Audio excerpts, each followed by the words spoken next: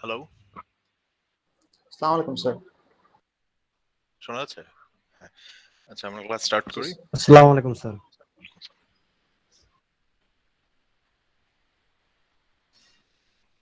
আচ্ছা, তা আজকে আমরা দেখবো হচ্ছে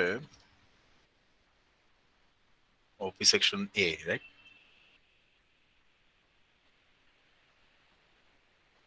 আচ্ছা, তো আজকে আমরা হচ্ছে লেকচার 2টা কমপ্লিট করব। লেকচার 2 এ আমাদের বাকি ছিল মাল্টি ডাইমেনশনাল অ্যারে, ওটা দিয়ে আমরা শুরু করব। আচ্ছা, লেকচার 2 এর লাস্টে এখানে কিছু জাম্প স্টেটমেন্ট আছে, এগুলো আমাদের দরকার নেই।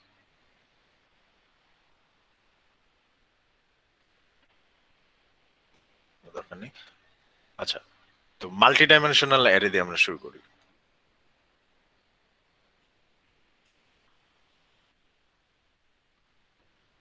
তো সিঙ্গেল ডাইমেনশনাল অ্যারে কিভাবে ক্রিয়েট করতে হয় এটা তো মনে আছে, লাস্ট ক্লাসে আমরা দেখছিলাম সিঙ্গেল ডাইমেনশনাল অ্যারে কিভাবে ক্রিয়েট করে। তো সিঙ্গেল ডাইমেনশনাল অ্যারে ক্রিয়েটের কোড ছিল এরকম যে আমরা হচ্ছে প্রথমে অ্যারেটার রেফারেন্সটা নিব, that is data type, then array third bracket opening and closing দুটো দিতে হবে, দেন অ্যারেটার নাম দিতে হবে ইকুয়াল টু নিউ ইন্ট দিয়ে ডেটা টাইপ দিয়ে আবার অ্যারেটার সাইজটা দিয়ে দিতে হবে থার্ড ব্র্যাকেটের মধ্যে। তো এখানে অ্যাকচুয়ালি একটা সিঙ্গেল থার্ড ব্র্যাকেট মানে আমরা হচ্ছে ওয়ান ডাইমেনশনাল বা সিঙ্গেল ডাইমেনশনাল অ্যারে আমরা ক্রিয়েট করতেছি। তো মাল্টি ডাইমেনশনাল অ্যারে ক্রিয়েট করতে হলে এখানে নাম্বার অফ থার্ড ব্র্যাকেটস আমাদের চেঞ্জ করে দিতে হবে। তো দেখো 2D অ্যারে যদি আমরা ক্রিয়েট করতে চাই, তো ওই কেসে আমাদের ডিক্লারেশনটা হবে এরকম, ডেটা টাইপ এগেইন, আর এগেইন আমাদের হচ্ছে অ্যারেটা নাম দিতে হবে। তারপরে আমরা হচ্ছে যদি 2 ডাইমেনশনের বা 2D অ্যারে যদি ক্রিয়েট করতে চাই, আমরা হচ্ছে দুইবার ওই অ্যারের third bracket opening and closing দুইবার দিব। তো দুইবার দিলে সে বুঝবে যে আমরা হচ্ছে 2D অ্যারে ক্রিয়েট করতেছি, আর তিনবার দিলে তাহলে 3D, চারবার দিলে হচ্ছে 4D এরকম। দেওয়ার পরে এখানে হচ্ছে আমাদের দিতে হবে নিউ ইন্ট, দেন 2D অ্যারের জন্য আমাদের number of rows and number of columns এই দুইটা ভ্যালু দিয়ে দিতে হয়। হ্যাঁ, আমাদের 2D যে অ্যারেটা হবে ওটা কয়টা রো থাকবে আর কয়টা কলাম থাকবে সেই ভ্যালুটা আমরা দিয়ে দিব। সো এইভাবে যদি আমরা একটা অ্যারে ক্রিয়েট করি জাভাতে, ওই অ্যারেটা হবে এরকম, একটা 2D অ্যারে হবে যার রো আছে 4টা, কলাম আছে 5টা। সো এরকম শেপের একটা অ্যারে আমাদের ক্রিয়েট হবে।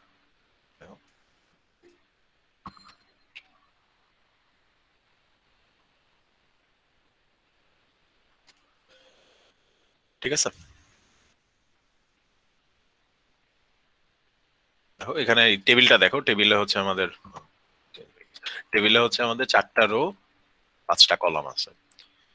তো আমরা যদি এইভাবে একটা জাভা অ্যারে ক্রিয়েট করি, হচ্ছে এরকম একটা 2D অ্যারে ক্রিয়েট করে দিবে। আর এগেইন সবগুলা অ্যারের সবগুলা সেলে ভ্যালু থাকবে হচ্ছে 0 বাই ডিফল্ট।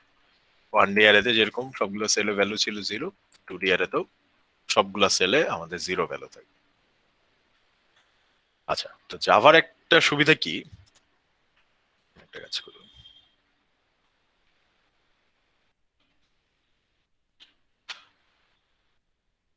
আমরা যদি এভাবে অ্যারেটাকে ডিক্লেয়ার করি। আচ্ছা, জাভার একটা সুবিধা কি, আমরা চাইলে ইরেগুলার অ্যারে ক্রিয়েট করতে পারি। ইরেগুলার অ্যারে বলতে যে ডিফারেন্ট রোতে, এখানে দেখো প্রত্যেকটা রোতে কিন্তু আমাদের নাম্বার অফ কলামস সেম। যেমন রো নাম্বার এটা 0 হইলে 0তে 5টা কলাম, রো নাম্বার 1 এটা হইলে 5টা কলাম, প্রত্যেকটা রোতে কিন্তু আমাদের নাম্বার অফ কলাম সেম। তো আমরা চাইলে ডিফারেন্ট রোতে ডিফারেন্ট নাম্বার অফ কলামস আমরা দিতে পারি। ঠিক আছে, তো ধরো আমি এরকম একটা অ্যারে ক্রিয়েট করব। আমি যেটা করতে পারি, প্রথম রোতে ধরো 2টা কলাম দিলাম, সেকেন্ড রোতে 4টা দিলাম, থার্ড রোতে ধরো 3টা দিলাম, ফোর্থ রোতে আবার সাপোজ একটা দিলাম। So এটাকে বলা হয় হচ্ছে ইরেগুলার অ্যারে। এটা কিন্তু শেপটা রেক্ট্যাঙ্গুলার হয় নাই, তাই না? এটা রেক্ট্যাঙ্গুলার শেপ ছিল, এন্ড সিতে আমরা হচ্ছে এরকম রেক্ট্যাঙ্গুলার 2D অ্যারে দেখে আসছি। জাভাতে আমরা যেটা করতে পারি যে এটা শেপ আমরা হচ্ছে ইরেগুলার করে দিতে পারি। ইরেগুলার বলতে ডিফারেন্ট রোতে নাম্বার অফ কলামস ডিফারেন্ট, এই জিনিসটা আমরা করতে পারি 2D অ্যারে কেস। তো এরকম একটা অ্যারে আমরা কিভাবে ডিক্লেয়ার করব? তো এই কেসে আমরা যেটা করব,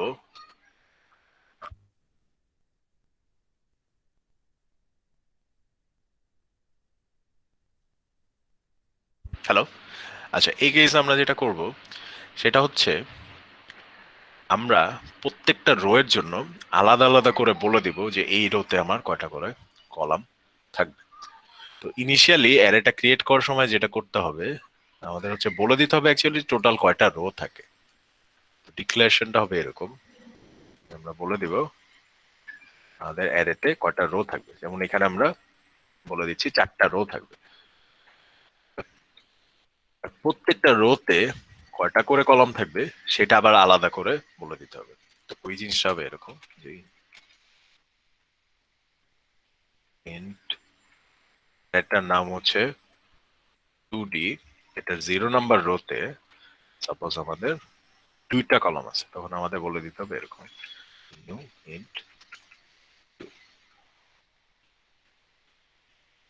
প্রত্যেকটা রো এর জন্য আমার 4টা রো আছে, সেরকম 0 থেকে 3 পর্যন্ত প্রত্যেকটা রো এর জন্য আমার বলে দিতে হবে যে ওই রোতে কয়টা করে কলাম আছে।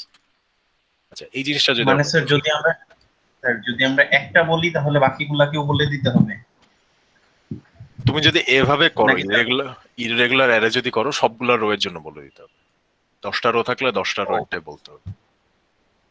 স্যার এমন করা যাবে না যে একটা ডিফল্ট ভ্যালু দিলাম ওইটা বাদে বাকিগুলো আমরা দুই একটা চেঞ্জ করতে পারবো এরকম কিছু? হ্যাঁ, তখন এইভাবে ক্রিয়েট করে তখন একটা রোতে চেঞ্জ করে দিতে পারবো, ওটা হবে। ও আচ্ছা, জি স্যার। আচ্ছা, এখানে এই এই লাইনটা একটু দেখো, নিউ ইন্ট 2। এখানে তো আমরা 2D অ্যারে ক্রিয়েট করছি, সো এই জন্য 2টা দিছিলাম। আর এখানেও হচ্ছে আমরা ডাবল ব্র্যাকেট দিছি, মানে একটা রো সেট করে দিছি আর কলামের ভ্যালুটা দেইনি। কিন্তু এই ডিক্লারেশনটা দেখো, এটিকে আগে আমরা দেখছি এরকম ডিক্লারেশন একটা সিঙ্গেল ভ্যালু দিয়ে? না দেখো নি? স্যার এটা ওয়ান ডাইমেনশনাল ও, অ্যারে না? হ্যাঁ, এই যে 1D এর কোডটা দেখো, 1D তে এভাবে আমরা ডিক্লেয়ার করছিলাম না? জি জি স্যার। আচ্ছা, তো এখানে বেসিক্যালি যেটা হইতেছে জাভায় 2D অ্যারেকে তুমি এভাবে চিন্তা করবা যে নাম্বার অফ 1D অ্যারেস, প্রত্যেকটা রোতে তুমি চিন্তা করবা একটা করে 1D অ্যারে। যেমন এখানে দেখো আমার 4টা রো আছে, তো রো নাম্বার 0তে আমি চিন্তা করি এখানে দুই লেন্থের একটা 1D অ্যারে আছে। রো নাম্বার 0তে আমার 2 লেন্থের একটা 1D অ্যারে আছে। তো এটা আমি এভাবে সেট করলাম। রো নাম্বার 1-এ কি আছে? 4 লেন্থের একটা 1D অ্যারে আছে, আমি এটা চিন্তা করতে পারি, রাইট? জি স্যার। রো নাম্বার 2-তে 0 থেকে স্টার্ট করলে এটা হবে রো নাম্বার 2, 2-তে আছে 3 লেন্থের একটা 1D অ্যারে, আর লাস্টে আছে হচ্ছে আমার 1 লেন্থের একটা 1D অ্যারে। সো এই 2D অ্যারেটাকে যদি তুমি নাম্বার অফ 1D অ্যারে হিসেবে চিন্তা করো, বা এভাবে চিন্তা করো যে প্রত্যেকটা রো আসলে একটা করে 1D অ্যারে, তাহলে কিন্তু আমাদের এই ইরেগুলার অ্যারের হিসাবটা অনেক সিম্পল হয়ে যায়। তো এরকম একটা অ্যারে যদি আমি বানাইতে চাই তাহলে আমার কি করতে হবে? 0 নাম্বারে আমি অলরেডি 2 লেন্থের একটা 1D অ্যারে সেট করে দিছি, এটা সবগুলা রো এর জন্য করতে হবে। সরি, এখানে ইন্ট হবে না, হ্যাঁ ইন্ট হবে না, এটা জাস্ট 2D। যেহেতু আমি এই অ্যারেটার 2D অ্যারেটার 0 নাম্বার রোটা আমি সেট করতেছি, সো 2D 0 ইকুয়াল টু হবে নিউ ইন্টিজার 2। সেম ভাবে তো প্রত্যেকটা রোকে আলাদা আলাদা করে ডিক্লারেশন আলাদা আলাদা করে হ্যাঁ, করতে হবে। প্রত্যেকটা রো সেম ভাবে 2D 1 কি হবে তাহলে বলো তো? 2D 1 হবে স্যার নিউ ইন্টিজার 4 হবে স্যার। 4 হবে। তুমি এই 1 নাম্বার রোটাকে ধরো যে 4 সাইজের একটা 1D ইন্টিজার অ্যারে, হ্যাঁ। তো তাহলে আমরা এখানে দিব 2D 1, বা 1 নাম্বার রোতে আমরা সেট করে দিব যে 4 লেন্থের একটা 1D অ্যারে সেট করে দিব। তারপরটা কি হবে? কি হবে? নিউ ইন্ট 3 হবে। 3 হবে, যেহেতু 3 সাইজের, রাইট? আর লাস্টেরটা কি হবে? স্যার 1। লাস্টেরটা হচ্ছে 3 নাম্বার রো, সো 2D 3, এটা হবে হচ্ছে নিউ ইন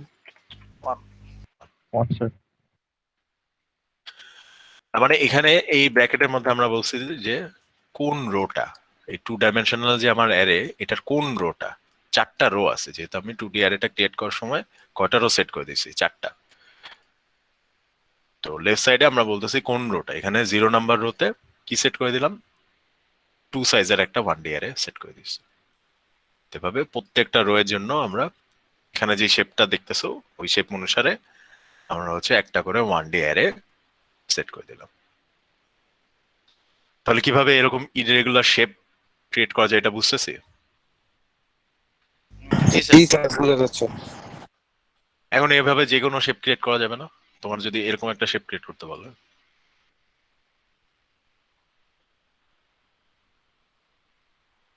এরকম একটা শেপ যদি ক্রিয়েট করতে বলে করা যাবে না? হ্যাঁ স্যার। তাহলে প্রথমটা হবে নিউ ইন্ট, মানে রো নাম্বার 0 তে হবে নিউ ইন্ট 1, 1 যেটা একটা এলিমেন্ট। তো 1 তারপর 2 তারপর 3 তারপর 4। এভাবে করে করা যাবে। এই যে এখানে দেয়া আছে, দেখো ডিক্লারেশনটা এখানে দেয়া আছে। আচ্ছা, আর এই অ্যারের প্রত্যেকটা সেলে ভ্যালু কি হবে? এখানে যখন অ্যারেটা ক্রিয়েট করতেছো তখন কিন্তু ইনিশিয়ালাইজ করে দিবে। কি দিয়ে ইনিশিয়ালাইজ করে? ইন্টিজার অ্যারে 0 0 দিয়ে। তো এখানে প্রত্যেকটা সেলে আমার আসলে 0 থাকবে। আচ্ছা, আমি যদি এই কাজটা করি, সাপোজ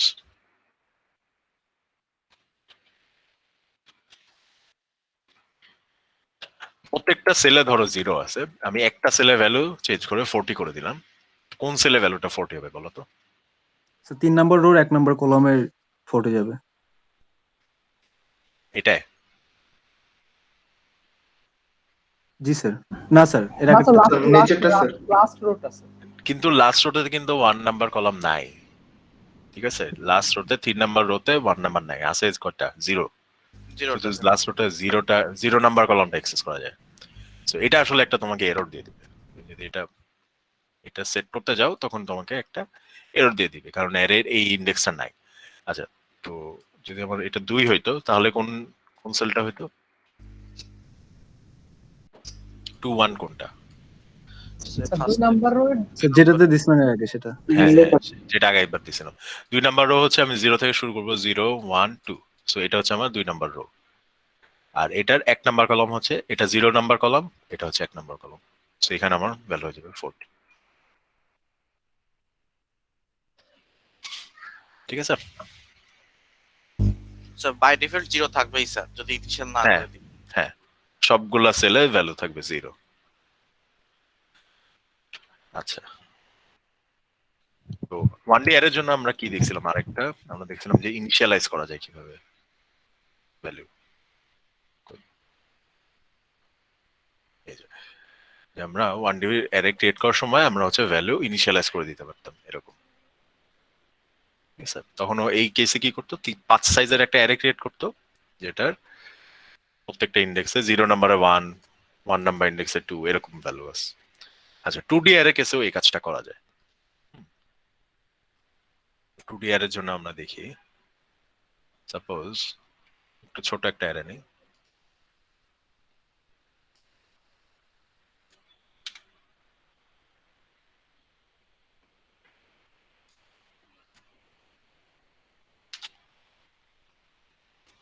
ওকে, সাপোজ এখানে কিছু ভ্যালু আছে 5 6।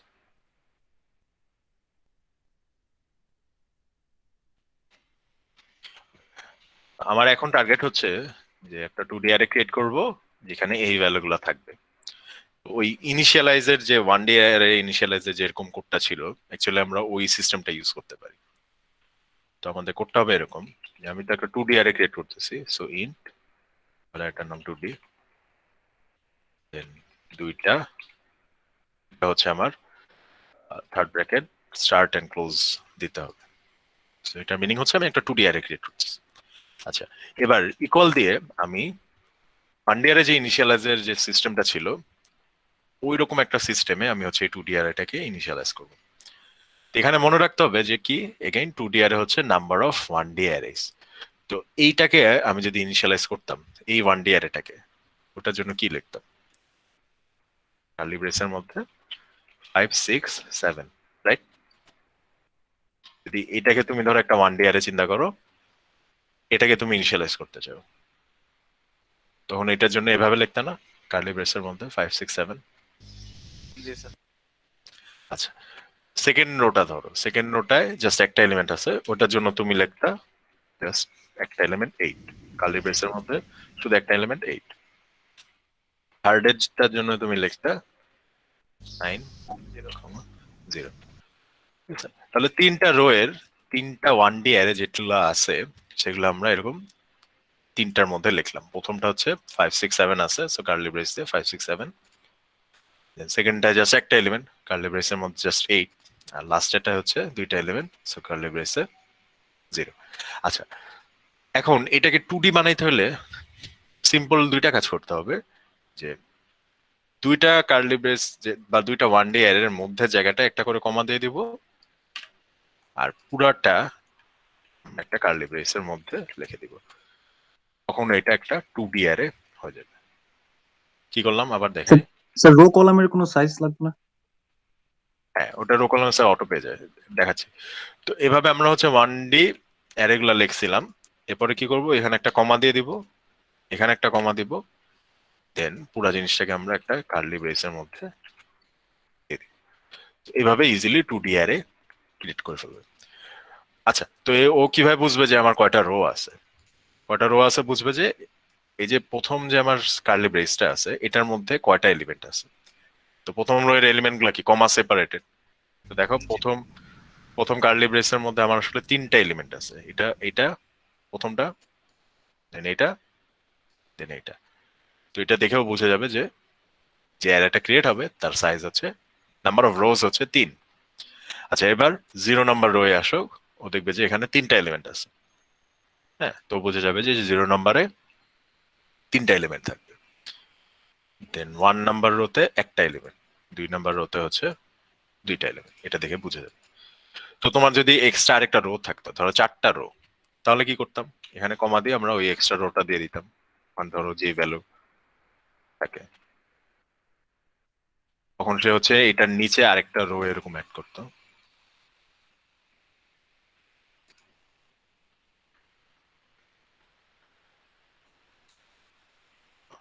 সবগুলো করে ফেলবো। স্যার রাইট করাটা একটু ডিফিকাল্ট, দুইটা দিই। তখন ও কি করবে যে দুইটা একটা রো করে ফেলবে, লাস্টের রোতে হচ্ছে 1 আর 2 দিয়ে দিবে। ঠিক আছে। আর কোন রো এর যদি আমরা নাম্বার অফ এলিমেন্ট বাড়াইতে চাই, লাইক প্রথম রোতে ধরো আমি আরেকটা এলিমেন্ট দিতে চাই, এখানে জাস্ট কমা দিয়ে আমি আরেকটা দিয়ে দিব, তখন ও কি করবে, প্রথম রোটা 4 সাইজের হয়ে যাবে। হ্যাঁ, 4টা এলিমেন্ট থাকবে, সেগুলো হবে 5 6 7 and 8। আপাতত এরকম থাকুক। তাহলে এভাবে ইজিলি আমরা এই 1D অ্যারে যে ইনিশিয়ালাইজের যে প্রসেসটা ছিল ওটা ইউজ করে 2D অ্যারে ইনিশিয়ালাইজ করে দিতে পারবো। তো দেখো তো কোশ্চেন আছে নাকি, বুঝতে পারছি আমরা কি হচ্ছে? হ্যাঁ হ্যাঁ স্যার, বুঝছি স্যার। সবাই বুঝছি? Yes sir. জি স্যার। স্যার আমার একটা প্রশ্ন ছিল। বলো। স্যার এখানে ওই যে একই লাইনে ডিক্লেয়ার আর ইনিশিয়ালাইজের যে কাজটা আমরা করতেছি, মানে নতুন ভ্যালু অ্যাপেন্ড করার, ওইখানে স্যার এখানে এই লাইনের মাধ্যমে তো আমাদের একটা ইরেগুলার অ্যারে তৈরি হচ্ছে, তাই না? এখানে সেমিকোলন দিতে হবে তাই তো? তো স্যার যদি চাই যে এরকম করে আমরা এক লাইনেই ডিক্লেয়ার করে দিব, কিন্তু এটা হচ্ছে একটা রেগুলার অ্যারে বানাতে যদি চাই, সেক্ষেত্রে স্যার কি করতে হবে? রেগুলার অ্যারে বলতে মানে স্যার মানে সেগুলোর জন্য কি ভ্যালু 0 কমা দিয়ে বসিয়ে দিতে হবে? তুমি যদি সবগুলাতে তিনটা করে দাও, ওটা কিন্তু রেগুলার সাইজ হয়ে যাবে। তুমি চাইলে 0 দিতে পারো। রো আর কলাম সেম হয়ে গেলেই তো স্যার রেগুলার হয়ে হ্যাঁ। যাবে। মানে স্যার আমি চাচ্ছি যে সবগুলো এখানে কলাম সেম হয়ে গেলে ওটা রেগুলার স্যার, হয়ে যাবে। মানে স্যার চাচ্ছিলাম যে যেগুলোতে হচ্ছে 0, মানে কিছু ঘর থাকবে যেগুলো হচ্ছে ফাঁকা থাকবে, যেমন লাস্টেরটা, কিন্তু আমি ওইটার জন্য একটা স্পেস নিয়ে রাখবো। সেজন্য আর কি, যে প্রথম দুইটা দুইটা করে আমি মান বসালাম হ্যাঁ, এবং ওগুলা last তাহলে তুমি 0 দিয়ে দিতে পারো। যেমন এখানে একটা এলিমেন্ট আছে, তুমি যদি এখানে দুইটা 0 দিয়ে দাও তাহলে এই কলামে হচ্ছে 3টা এলিমেন্ট হয়ে গেল। এটা যদি 0 দিয়ে দাও 2টা হয়ে গেল, এরকম। আর তুমি যেটা বলছো ওইটাই, যে 0 দিয়ে তুমি হচ্ছে সবগুলা কলামের সাইজ সেম করে দিলে তখন জিনিসটা রেগুলার অ্যারে হয়ে যাবে। জি স্যার, বুঝতে পারছি। তো এই শেপটা রিপ্রেজেন্ট করার জন্য আমি হচ্ছে এটা চেঞ্জ করে এরকম রেখে দিই, যাতে এই শেপটা রিপ্রেজেন্ট করে। আর এটা এখানে যেটা দেখালাম এটা হচ্ছে রেক্ট্যাঙ্গুলার শেপ, এটা হচ্ছে 3x3, রাইট? আচ্ছা, আরেকটা দিয়ে দিই, মানে স্কোয়ার যাতে নাম মনে করো। তো তাহলে শেপটা কি হলো, 4টা রো, সো 4, আর 3টা করে কলাম, সো 4/3 শেপের একটা 2D অ্যারে হয়ে গেল।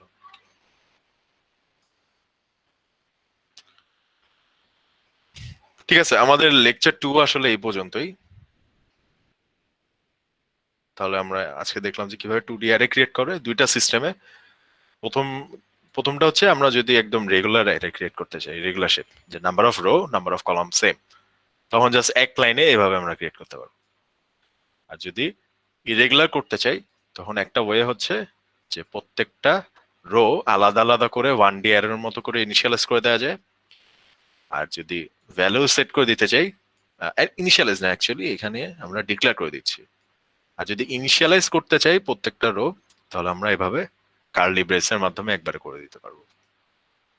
তো এখানে এক একটা কার্লি ব্রেস অ্যাকচুয়ালি এক একটা রো কে রিপ্রেজেন্ট করতেছে। যে প্রথম আমাদের যে ব্রেসটা সেটা হচ্ছে রো নাম্বার 0 কে রিপ্রেজেন্ট করতেছে, সেকেন্ড হচ্ছে রো নাম্বার 1 কে, এরকম। আর প্রত্যেকটার মাঝখানে একটা করে কমা আছে, এন্ড পুরা জিনিসটা বা ডিফারেন্ট রো গুলা এগুলো হচ্ছে কমা দিয়ে আমরা একটা কার্লি ব্রেসের মধ্যে রাখছি।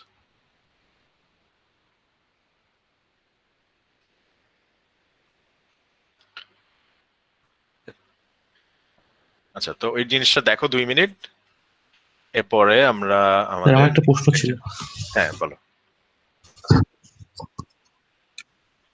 বলো। স্যার যদি হলো মানে ইউজার থেকে আমরা কোনো ইনপুট নিতে চাই তখন তো স্যার রেগুলার ছাড়া আর কোনো ওয়ে থাকতেছে না। কেন থাকবে না? তুমি অ্যারেটা ক্রিয়েট করার পরে এই যে এখানে ভ্যালুটা সেট করলাম, এই ভ্যালুটা তুমি ইউজার থেকে নিতে পারো স্ক্যানার দিয়ে। মানে অ্যারেটা শেপ ক্রিয়েট করার পরে কোনো সেলের ভ্যালু তুমি ইউজার থেকে ইনপুট নিতে পারো। আর এখানে যে ভ্যালুগুলো দিচ্ছ, হ্যাঁ, এগুলো কিন্তু ভ্যারিয়েবল হিসেবেও দেয়া যায়। তো ওই ভ্যালুগুলো তুমি ইউজার থেকে নিতে পারো, লাইক এরকম ইন্ট এ বি, এর ভ্যালুটা তুমি ইউজার থেকে নাও, এর ভ্যালুটা ইউজার থেকে নাও।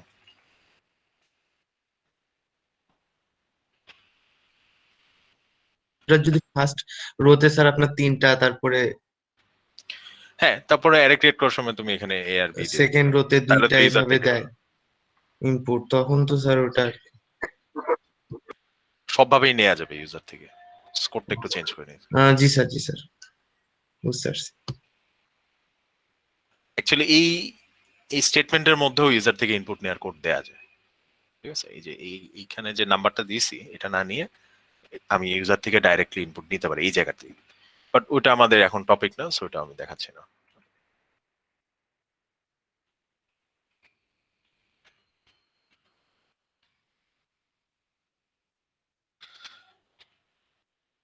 ঠিক আছে, তাহলে আরে দেখো 2 মিনিট, আমি একটু 2 মিনিট আসতেছি, তারপর আমরা হচ্ছে লেকচার 3টা স্টার্ট করবো।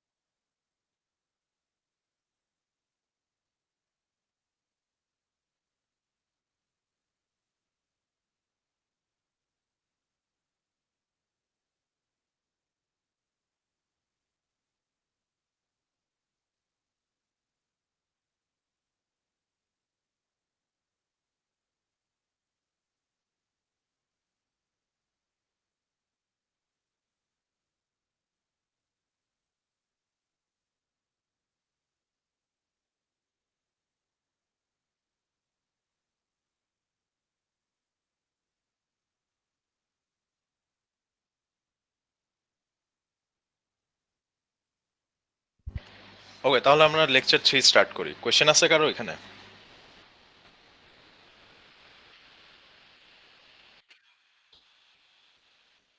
লেকচার 3 আমাদের দেয়া না, আছে স্যার। অলরেডি এলএমএস এ।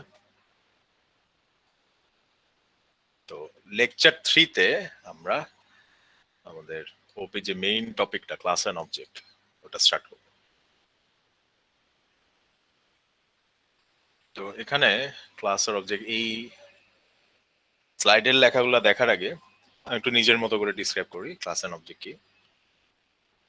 তো অবজেক্ট রিয়েল লাইফে যদি অবজেক্ট চিন্তা করো, আমাদের আশেপাশে যা কিছু আছে সবই অবজেক্ট হিসেবে ধরে নেওয়া যায়। তো জাভার পার্সপেক্টিভে অবজেক্টের হচ্ছে দুই টাইপের মেম্বার্স থাকবে, ঠিক আছে? তো একটা টাইপের মেম্বার হচ্ছে অবজেক্টের প্রপার্টিজ অর অ্যাট্রিবিউটস অর হচ্ছে স্টেটস, অনেকগুলা নাম আছে বা জিনিসটা একই। তো আমি একটা এক্সাম্পল দিই, দিলে বুঝবা। যে সাপোজ আমার সামনে একটা মনিটর আছে, মনিটর হচ্ছে একটা অবজেক্ট। হ্যাঁ, তো এই মনিটর অবজেক্টের কিছু properties or attributes or states আছে। যেমন মনিটরটা কোন কোম্পানি, এটা কিন্তু ওর একটা প্রপার্টি অর অ্যাট্রিবিউট। মনিটরের হাইট, ওয়েট, দেন হচ্ছে screen size, number of inch, কত ইঞ্চের স্ক্রিন, দেন হচ্ছে রেজলিউশন, এই সব কিছুই কিন্তু এই মনিটরটার প্রপার্টিজ। তারপরে ধরো তুমি একটা বই চিন্তা করো, ওই বইয়েরও কিছু প্রপার্টি আছে। বইয়ের প্রপার্টি কি হইতে পারে, কেউ বলতে পারবা?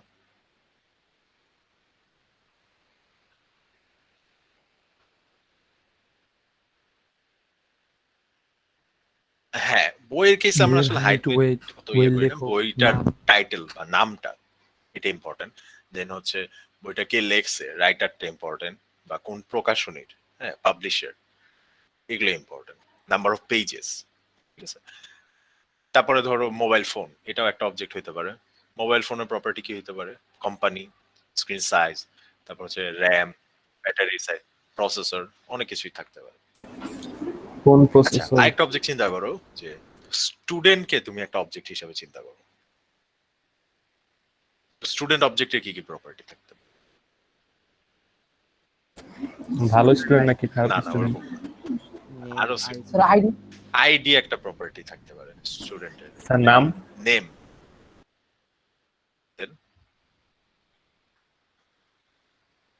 স্যার রোল থাকতে পারে। With ID roll. Varsity student হলে সিজিপিএ থাকতে পারে, রাইট? ওর ইমেল অ্যাড্রেস থাকতে পারে, contact numbers and all that. তো আশেপাশে যত অবজেক্ট আছে চিন্তা করো যে সবগুলো অবজেক্টেরই এরকম কিন্তু কিছু প্রপার্টি তুমি বের করে রাখতে পারবা, তাই না? Then চিন্তা করো যে কার একটা অবজেক্ট চিন্তা করো, গাড়ি, গাড়ি কি কি প্রপার্টি আছে? ব্রেক, স্যার গিয়ার, ব্রেক, বেশি স্পেসিফিক বলতেছো, আরো যদি একটু Colour অ্যাবস্ট্রাক্ট টা- বলি, যেমন কালার, কোন কোম্পানি, কোম্পানি? হ্যাঁ, দেন হচ্ছে ইয়ার, কত সালে এটাকে বানানো হয়েছিল, এই জিনিসগুলো, তাই না? তো জাভাতেও, জাভার যে অবজেক্ট গুলো থাকে প্রত্যেকটা অবজেক্টের এরকম কিছু প্রপার্টিজ আছে বলে ধরে নেওয়া হয়। হ্যাঁ, এই প্রপার্টি গুলাকে আমরা হচ্ছে ভ্যারিয়েবলের মাধ্যমে এদেরকে আমরা হচ্ছে জাভাতে ইয়া করবো আর কি। প্রপার্টি গুলাকে আমরা ভ্যারিয়েবলের মাধ্যমে আমরা হচ্ছে ডিসক্রাইব করবো। তো যেমন স্টুডেন্ট, স্টুডেন্ট যে অবজেক্টটা বলছিলাম, কি কি থাকে? স্টুডেন্টের নাম থাকে, আইডি থাকে, সিজিপিএ থাকে।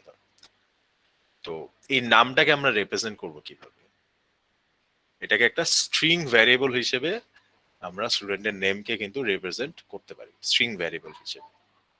আচ্ছা, আইডি কে কিভাবে রিপ্রেজেন্ট করতে পারি? আইডি কেও স্ট্রিং অথবা ইন্টিজার ভ্যারিয়েবল দিয়ে আমরা রিপ্রেজেন্ট করতে পারি। দেন হচ্ছে তোমার ওই সিজিপিএ কে কিভাবে রিপ্রেজেন্ট করতে পারি? এটাকে একটা ডাবল ভ্যারিয়েবল দিয়ে রিপ্রেজেন্ট করতে পারি, রাইট? তো এরকম এই যে কিছু ক্লাস আমরা চিন্তা করলাম, এই ক্লাসে যে কিছু প্রপার্টি গুলো আমরা চিন্তা করলাম, দেখো যে এমন কোন ক্লাস বা এমন কোন অবজেক্টের প্রপার্টি কি তুমি পাও যাদেরকে কোনো জাভা ভ্যারিয়েবল দিয়ে রিপ্রেজেন্ট করা যায় না? চিন্তা করো তো। যেমন কারের যে কথা বলতেছিলাম, কারের কালারটাকেও কিন্তু আমরা একটা স্ট্রিং দিয়ে রিপ্রেজেন্ট করতে পারি, তারপরে হচ্ছে ওদের কোম্পানিটা, কোন কোম্পানি কারটাকে বানাইছে, যেমন টয়োটা আর মিৎসুবিশি, এরকম কোম্পানিগুলোকেও আমরা স্ট্রিং দিয়ে রিপ্রেজেন্ট করতে পারি। দেন হচ্ছে কারের মডেল, ধরো টয়োটার কেসে করোলা, এলিয়ন, এই মডেলগুলোকেও কিন্তু আমরা স্ট্রিং দিয়ে রিপ্রেজেন্ট করতে পারি। তো তুমি কি এরকম কোনো প্রপার্টি চিন্তা করতে পারো যেটা জাভা ভ্যারিয়েবল দিয়ে রিপ্রেজেন্ট করা যায় না?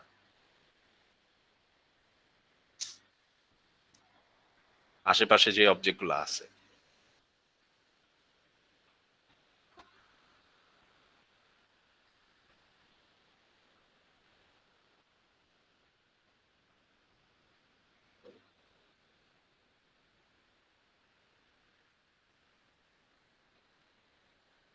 আচ্ছা, তো ইউজুয়ালি কমন বা সিম্পল ওয়েতে যদি আমরা কোন একটা প্রপার্টিকে রিপ্রেজেন্ট করতে চাই, ইউজুয়ালি জাভার যে আমাদের ভ্যারিয়েবল ডিক্লারেশনের যে সিস্টেমগুলো আছে ওগুলা দিয়েই প্রপার্টি গুলোকে মোটামুটি রিপ্রেজেন্ট করা যায়।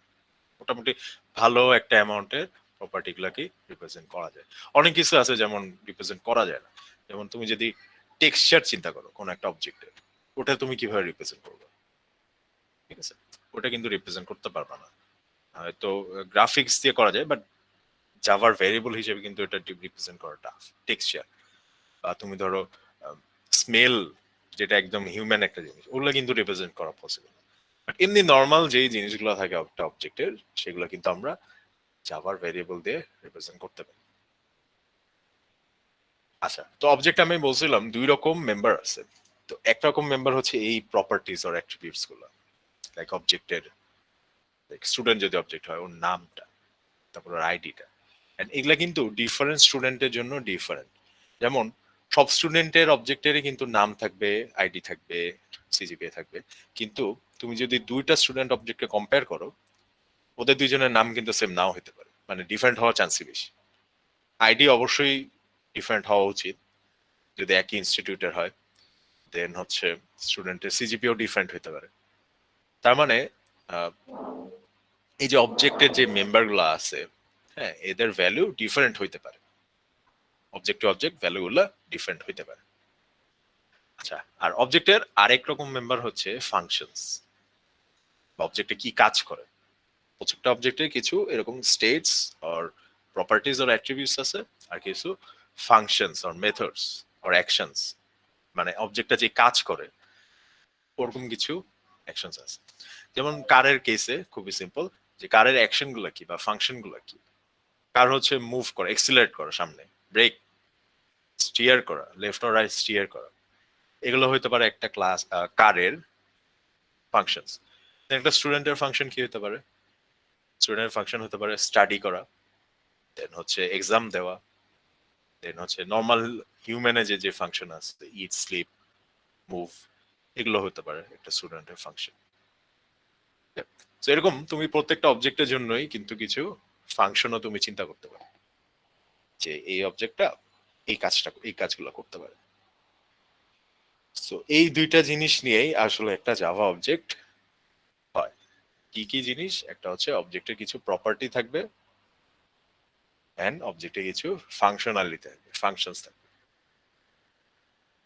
আচ্ছা, তো কোনো একটা অবজেক্টের, সাপোজ এই যে স্টুডেন্ট অবজেক্ট আমি চিন্তা করলাম, এই স্টুডেন্ট অবজেক্টে কি প্রপার্টি থাকবে, কি ফাংশন থাকবে, এগুলো আমরা কিভাবে ডিফাইন করব? এই জিনিসগুলো আমরা ডিফাইন করব হচ্ছে ক্লাসের মাধ্যমে। একটা ক্লাস যখন আমরা লিখবো, সেখানে আমরা বলে দিব যে আমাদের এই ক্লাসটার যে অবজেক্টটা হবে, সেই অবজেক্টে কি কি প্রপার্টি থাকবে আর কি কি ফাংশন থাকবে। ঠিক আছে, তাহলে অবজেক্টটা আসলে আসবে কোথা থেকে? অবজেক্টগুলো আসবে ক্লাস থেকে। ক্লাসের মধ্যে আমরা বলে দিব যে অবজেক্টে কি ফাংশন থাকবে, কি প্রপার্টি থাকবে। ঠিক আছে, তাহলে ক্লাস আর অবজেক্টের রিলেশনটা কিরকম? অনেকটা ব্লুপ্রিন্টের সাথে একটা হাউসের যেরকম রিলেশন ওরকম। যেমন ব্লুপ্রিন্টটা যখন বানানো হয় একটা বাড়ির, তখন কিন্তু বলে দেওয়া হয় যে কয়টা ফ্লোর থাকবে, প্রত্যেকটা ফ্লোরের কি শেপ হবে, রুমের কি শেপ হবে, এই জিনিসগুলো কিন্তু বলে দেওয়া হয় ব্লুপ্রিন্টে। আর ওই ব্লুপ্রিন্ট দেখে আমরা কিন্তু মাল্টিপল বিল্ডিং বানাই দিতে পারি। তো ক্লাস আর অবজেক্টের রিলেশনটাও এরকম। ক্লাস হচ্ছে একটা কোড যেখানে বলা আছে যে অবজেক্টের কি কি প্রপার্টি থাকবে, কি কি ফাংশন থাকবে। So class is a piece of code যেখানে আমার অবজেক্টে কি কি জিনিস থাকবে সেগুলো বলা আছে। আর অবজেক্টটা হচ্ছে ওই ক্লাস দেখে মেমোরিতে অ্যাকচুয়ালি একটা স্পেস নিয়ে অবজেক্টটা ক্রিয়েট হয়, এটাকে একটা সফটওয়্যার বান্ডেল বলা হয়। তো অ্যাকচুয়ালি অবজেক্টটাকে আমরা যদি এক্সিস্টেন্সে আনি, মানে ক্লাসের যে ডেসক্রিপশনটা আছে ওটাকে আমরা যদি এক্সিস্টেন্স আনি, র্যামে এক্সিস্টেন্স আনা মানে হচ্ছে র্যামে যদি আমরা ক্রিয়েট করি সেটাকে আমরা বলবো হচ্ছে অবজেক্ট। তার মানে ক্লাস হচ্ছে ডিফাইন করে দিবে, ডিক্লেয়ার করে দিবে যে অবজেক্টে এই প্রপার্টি আছে, এই ফাংশন আছে। আর অবজেক্টটা আমরা যখন ক্রিয়েট করব ওই প্রপার্টি এন্ড ওই ফাংশন গুলা নিয়ে সে একটা র্যামে একটা জায়গা দখল করে নিয়ে আমাদের অবজেক্টটা ক্রিয়েট হবে। তাহলে কি রিলেশনটা কি বোঝা যাচ্ছে অবজেক্ট আর ক্লাসের?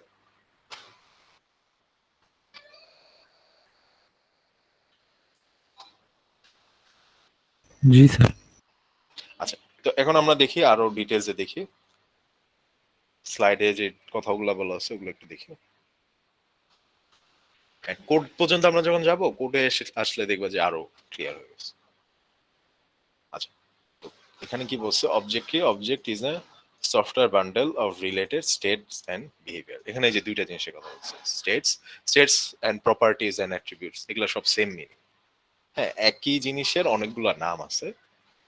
তো এর মধ্যে একটা নাম হচ্ছে স্টেট, এখানে দেখো আরো কতগুলো নাম আছে, fields or properties or attribute, সবই সেম জিনিসকে মিন করে। তাহলে object is a software bundle. এই অবজেক্টটা অ্যাকচুয়ালি আমার এক্সিস্ট করে মেমোরিতে, আমার অবজেক্টটা অ্যাকচুয়ালি এক্সিস্ট করে। অবজেক্টে কি আছে? কিছু স্টেটস এন্ড কিছু বিহেভিয়ারস অর ফাংশন থাকবে।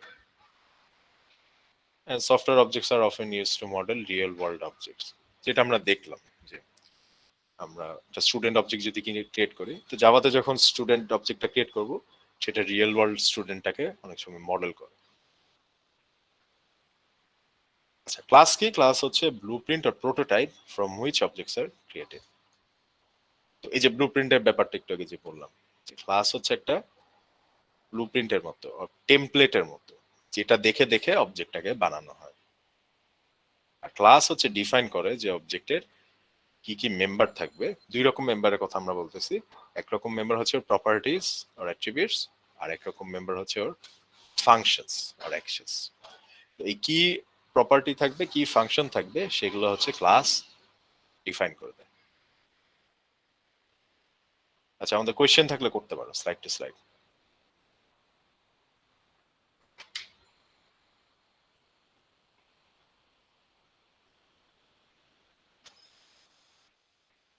আচ্ছা, ক্লাস নিয়ে আরেকটু ডিটেইলসে বলা হয়েছে। ক্লাস কি? Class is the basis for object oriented programming. Actually অবজেক্টগুলো তো আসে ক্লাস থেকে। হ্যাঁ, তো অবজেক্ট ওরিয়েন্টেড প্রোগ্রামিং এর একদম বেসে আছে হচ্ছে ক্লাস, যেহেতু ক্লাস থেকে এই অবজেক্ট ক্রিয়েট করা হয়। সো অ্যাকচুয়ালি দুইটা জিনিসই, ক্লাস আর অবজেক্ট, খুব ক্লোজলি রিলেটেড। তোমার অবজেক্ট বানাইতে হলে আগে ক্লাসটাকে লিখতে হবে। ক্লাস ক্রিয়েট না করে তুমি অবজেক্ট ক্রিয়েট করতে পারবে না। আর যদি একটা ক্লাসের অবজেক্ট ক্রিয়েট না করো, তাহলে আসলে এই ক্লাসটা লেখার কোনো মিনিং নেই। হ্যাঁ, তো এই দুইটা জিনিস আসলে খুব ক্লোজলি রিলেটেড। এখানে বলা হয়েছে যে class defines a new data type. যেমন ধরো তুমি একটা স্টুডেন্ট একটা ক্লাস বানাইলা, তো এটা এমন ভাবে বলা যায় যে তুমি একটা স্টুডেন্ট একটা টাইপ তুমি বানাইলা, এরপর এই স্টুডেন্ট টাইপটার তুমি ডিফারেন্ট অবজেক্ট ক্রিয়েট করতে পারো। তো কোডে গেলে আমরা এই জিনিসগুলো আর দেখব।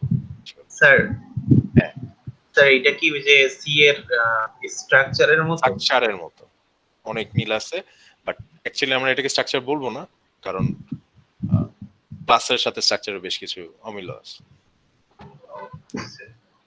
তো এটাকে নতুন একটা সেপারেট জিনিস হিসেবে চিন্তা করো better.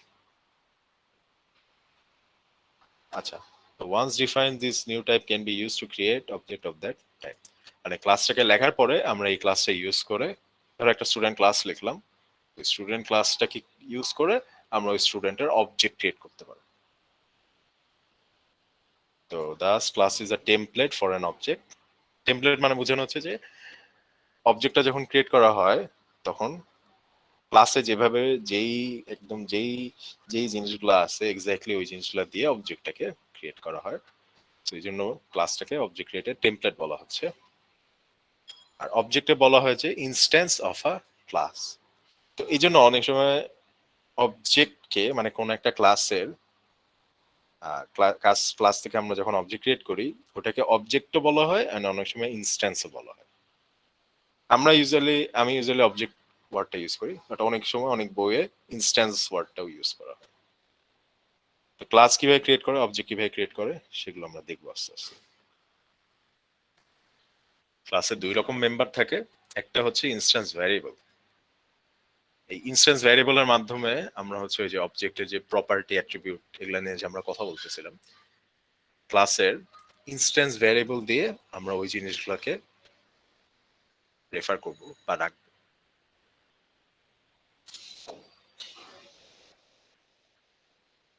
R each instance of a class contains its own copy of this variable। এটা আমরা দেখবো কোডটা দেখে তারপর আমরা এই জিনিসটা দেখবো। আচ্ছা, আর মেথডও আছে। মেথড হচ্ছে কিছু অ্যাকশন বা বিহেভিয়ার। প্রত্যেকটা ক্লাসে কিছু মেথডও থাকে, যে মেথডগুলা ওই ক্লাসের অবজেক্টের ডেটাগুলাকে ইউজ করে ডিফারেন্ট কাজ করতে পারে। আমার মনে হয় এটা কোডে চলে গেলে বেটার। কোডে গেলে এই জিনিসগুলো ভালো মতো বুঝে যাবে। তো ক্লাসের যখন আমরা একটা কোড করব বা একটা ক্লাস যখন লিখবো, কিভাবে লিখবো, এই স্লাইডে আসলে ক্লাস লেখার জেনারেল ফর্মটা দেয়া আছে যে কিভাবে একটা ক্লাস লিখতে হয়। ক্লাস ক্রিয়েটের সময় প্রথমে আমাদের ক্লাস কিওয়ার্ডটা লিখতে হবে, লিখে আমাদের হচ্ছে ক্লাসের নামটা দিতে হবে। জাভাতে আমরা যখন একটা ক্লাস ক্রিয়েট করব প্রথমে লিখবো ক্লাস, দেন ক্লাস নেম। তো স্টুডেন্ট ক্লাস যদি ক্রিয়েট করো এখানে লিখবা ক্লাস, তারপর দিবা স্টুডেন্ট। আর ক্লাস ক্রিয়েট করার ওই যে ক্লাসের নামের আমরা রুলগুলো দেখছিলাম লেকচার 1-এ, যে ক্যামেল কেস স্ট্র্যাটেজি ফলো করতে হয়।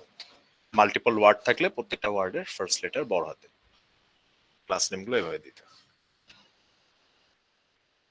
আচ্ছা, তো ক্লাসের ভিতরে এটা হচ্ছে ক্লাসের বডি। এই যে ক্লাস নেম থেকে একটা কার্লি ব্রেস স্টার্ট হইলো, আর এখানে যে যেটা শেষ হইলো, এই ভিতরের এই পুরা জিনিসটা এটা হচ্ছে ক্লাসের বডি। সো ক্লাসের বডি অ্যাকচুয়ালি এখান থেকে একটু ক্লাসের বডিটা আমরা একটা কার্লি ব্রেস দিয়ে শুরু করে একটা কার্লি ব্রেস দিয়ে স্টার্ট করি। আচ্ছা, ক্লাসের মধ্যে হচ্ছে কতগুলা ইনস্ট্যান্স ভ্যারিয়েবল থাকবে। যে ক্লাসে বলছিলাম যে দুই রকম মেম্বার থাকে, দুই রকম মেম্বার, কিছু ইনস্ট্যান্স ভ্যারিয়েবল থাকবে, অনেক সময় মেম্বার ভ্যারিয়েবলও বলা হয় এদের, আর কিছু হচ্ছে মেথডস আর ফাংশনস থাকবে, এদেরকে মেম্বার ফাংশনস বা মেম্বার মেথডস বলা হয়। তো ক্লাসের যে মেম্বার ভ্যারিয়েবলস বা ইনস্ট্যান্স ভ্যারিয়েবল গুলো আমরা ডিক্লেয়ার করবো কিভাবে, ক্লাসের বডির ভিতর প্রথমে দিব ডাটা টাইপ, তারপর দিব ভ্যারিয়েবলটার নাম, দেন একটা সেমিকোলন। তো এগেইন এটা যদি স্টুডেন্ট ক্লাস হইতো, তো স্টুডেন্টের যদি তুমি নেম ভ্যারিয়েবলটা ক্রিয়েট করতা, তুমি দিতে এখানে স্ট্রিং, ডেটা টাইপ হইতো স্ট্রিং, আর নামটা হইতো নেম। So string name. আইডির জন্য হয়তো ইন্ট আইডি, তারপরে হচ্ছে সিজিপি এর জন্য হয়তো ডাবল সিজিপি, এরকম। তো এভাবে আমরা হচ্ছে ইনস্ট্যান্স ভ্যারিয়েবল গুলোকে ক্রিয়েট করতে পারি। দেন মেথডের জন্য মেথড যেভাবে ক্রিয়েট করা হয় normal Java method or CM method same. প্রথমে আমাদের দিতে হয় রিটার্ন টাইপ। এই জিনিসগুলো কিন্তু সবগুলো ক্লাসের মধ্যে আছে। ক্লাসের মেথড দিতে হলে আমাদের দিতে হবে রিটার্ন টাইপ, মেথডের নাম, দেন হচ্ছে প্যারামিটার লিস্ট। যদি আমাদের মেথডে কোনো প্যারামিটার থাকে সেই প্যারামিটারগুলো দিব, দেন হচ্ছে মেথডের বডি, এই কার্লি ব্রেস শুরু থেকে শেষ পর্যন্ত এইটুকু হচ্ছে আমাদের মেথডের বডি। তো একটা ক্লাসে কয়টা ইনস্ট্যান্স ভ্যারিয়েবল থাকবে বা কয়টা মেথড থাকবে এরকম কোনো লিমিটেশন নাই। যতগুলা চাও ততগুলো মেথড তুমি দিতে পারো বা ততগুলো ইনস্ট্যান্স ভ্যারিয়েবল তুমি হচ্ছে দিতে পারো। ওকে, তো আমরা ফর্মটা তো দেখলাম, একটা কনক্রিট এক্সাম্পলে চলে আসি। তো এখানে দেখো একটা কনক্রিট জাভা ক্লাসে কোড এখানে পুরোটা দেওয়া আছে। এগেইন দুই রকম মেম্বার কিন্তু আমাদের ক্লাসে আছে। একটা রকম হচ্ছে ইনস্ট্যান্স বা মেম্বার ভ্যারিয়েবল, আর একটা হচ্ছে মেথডস। তো টোটাল আমাদের এই ক্লাসটায় 5টা মেম্বার আছে। তো দেখো প্রথম মেম্বার গুলো হচ্ছে ইনস্ট্যান্স ভ্যারিয়েবল গুলো হচ্ছে একটা হচ্ছে স্ট্রিং নেম। তুমি একটা ব্যাংক অ্যাকাউন্ট চিন্তা করো, ব্যাংক অ্যাকাউন্টকে একটা অবজেক্ট হিসেবে চিন্তা করো। ওই অবজেক্টে কি কি প্রপার্টি থাকে? ব্যাংক অ্যাকাউন্টের একটা নাম থাকে, হ্যাঁ, একটা আইডি থাকে, একটা সংখ্যা দিয়ে ওই অ্যাকাউন্টটাকে রিপ্রেজেন্ট করা হয়। দেন হচ্ছে ব্যাংক অ্যাকাউন্টের একটা ব্যালেন্স থাকতে পারে, যে কারেন্টলি অ্যাকাউন্টে কত টাকা আছে। আচ্ছা, এই তিনটা ছাড়া আর কি থাকতে পারে একটা ব্যাংক অ্যাকাউন্টে? পাসওয়ার্ড। হ্যাঁ,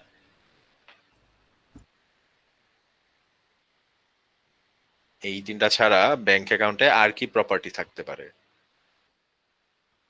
অ্যাকাউন্ট ওপেনিং ডেট। হ্যাঁ, অ্যাকাউন্টটা কবে ক্রিয়েট করা হয়েছিল, ওপেনিং ডেট থাকতে পারে। পার্সোনাল ইনফরমেশন থাকতে পারে। হ্যাঁ, অ্যাকাউন্টটা ক্রিয়েট করার সময় কিন্তু তুমি অনেকগুলো ইনফরমেশন দাও। Account number. অ্যাকাউন্ট নাম্বারটা আসলে আইডি, এটা অ্যাকাউন্ট নাম্বার। স্যার টাকা জমা হওয়ার ডেট বা উঠানোর ডেট। ওগুলা একটু ডিফিকাল্ট ব্যাংক অ্যাকাউন্টে, কারণ অনেকগুলো হয়েছে তখন। আচ্ছা, আরেকটা থাকতে পারে যে তোমার ব্যাংক নেম। ব্যাংক নেম থাকতে পারে, অ্যাকাউন্ট টাইপটা থাকতে পারে, যে savings account or current account আর ফিক্সড অ্যাকাউন্ট, এইসব। ঠিক আছে, তার মানে যে অ্যাকাউন্টে, ব্যাংক অ্যাকাউন্টে জাস্ট এগুলো থাকবে, এই প্রপার্টি এগুলাই থাকবে এরকম না। বাট এখানে আমাদের ক্লাসে জাস্ট এই তিনটা প্রপার্টি দেওয়া হয়েছে। একটা হচ্ছে স্ট্রিং নেম, মানে যার ব্যাংক অ্যাকাউন্ট তার যে নাম, বা ব্যাংক অ্যাকাউন্টটা যেই নামে ক্রিয়েট করা হয়েছে ওই নামটা। একটা হচ্ছে স্ট্রিং আইডি, আর আরেকটা হচ্ছে ডাবল ব্যালেন্স। ওকে, কারেন্টলি কত টাকা জমা আছে সেটা। এখানে একটা জিনিস দেখো, সবগুলা ক্লাসের নামের আগে, দেন সবগুলো ইনস্ট্যান্স ভ্যারিয়েবলের আগে, দেন মেথডের আগে পাবলিক নামে একটা কিওয়ার্ড এখানে ইউজ করা হয়েছে। আপাতত আমরা যেটা করব, পাবলিক কিওয়ার্ডটাকে ইগনোর করব। হ্যাঁ, ইগনোর করবো মানে এটা কি কাজ করতেছে এটা আমরা আপাতত ইগনোর করব। আগে আমাদের টার্গেট হচ্ছে ক্লাসটা কিভাবে কাজ করতেছে এটা বোঝা। তো ক্লাসের ডিটেলস গুলো আমরা যখন বুঝে যাব, তখন আমাদের এই লেকচারের লাস্টেই আমাদের হচ্ছে এক্সেস মডিফায়ার আছে। এই এক্সেস মডিফায়ার আছে, এখানে আমরা দেখবো যে কিভাবে তোমার এই পাবলিক, দেন আরো কতগুলো আছে প্রাইভেট, ডিফল্ট, প্রোটেক্টেড, এই জিনিসগুলো কিভাবে কাজ করে, হ্যাঁ, সেটা আমরা দেখব। এগুলো আছে একদম স্লাইড নাম্বার 87, মানে আমাদের লেকচারের লাস্টের দিকে আছে। তো আপাতত আমরা যেটা করব যে আমাদের এই পাবলিক কিওয়ার্ড গুলো আমরা ইগনোর করব। তুমি ধরে নাও যে এটা পাবলিক কিওয়ার্ড আপাতত দিলেও যা, না দিলেও না, দিলে সমস্যা নেই।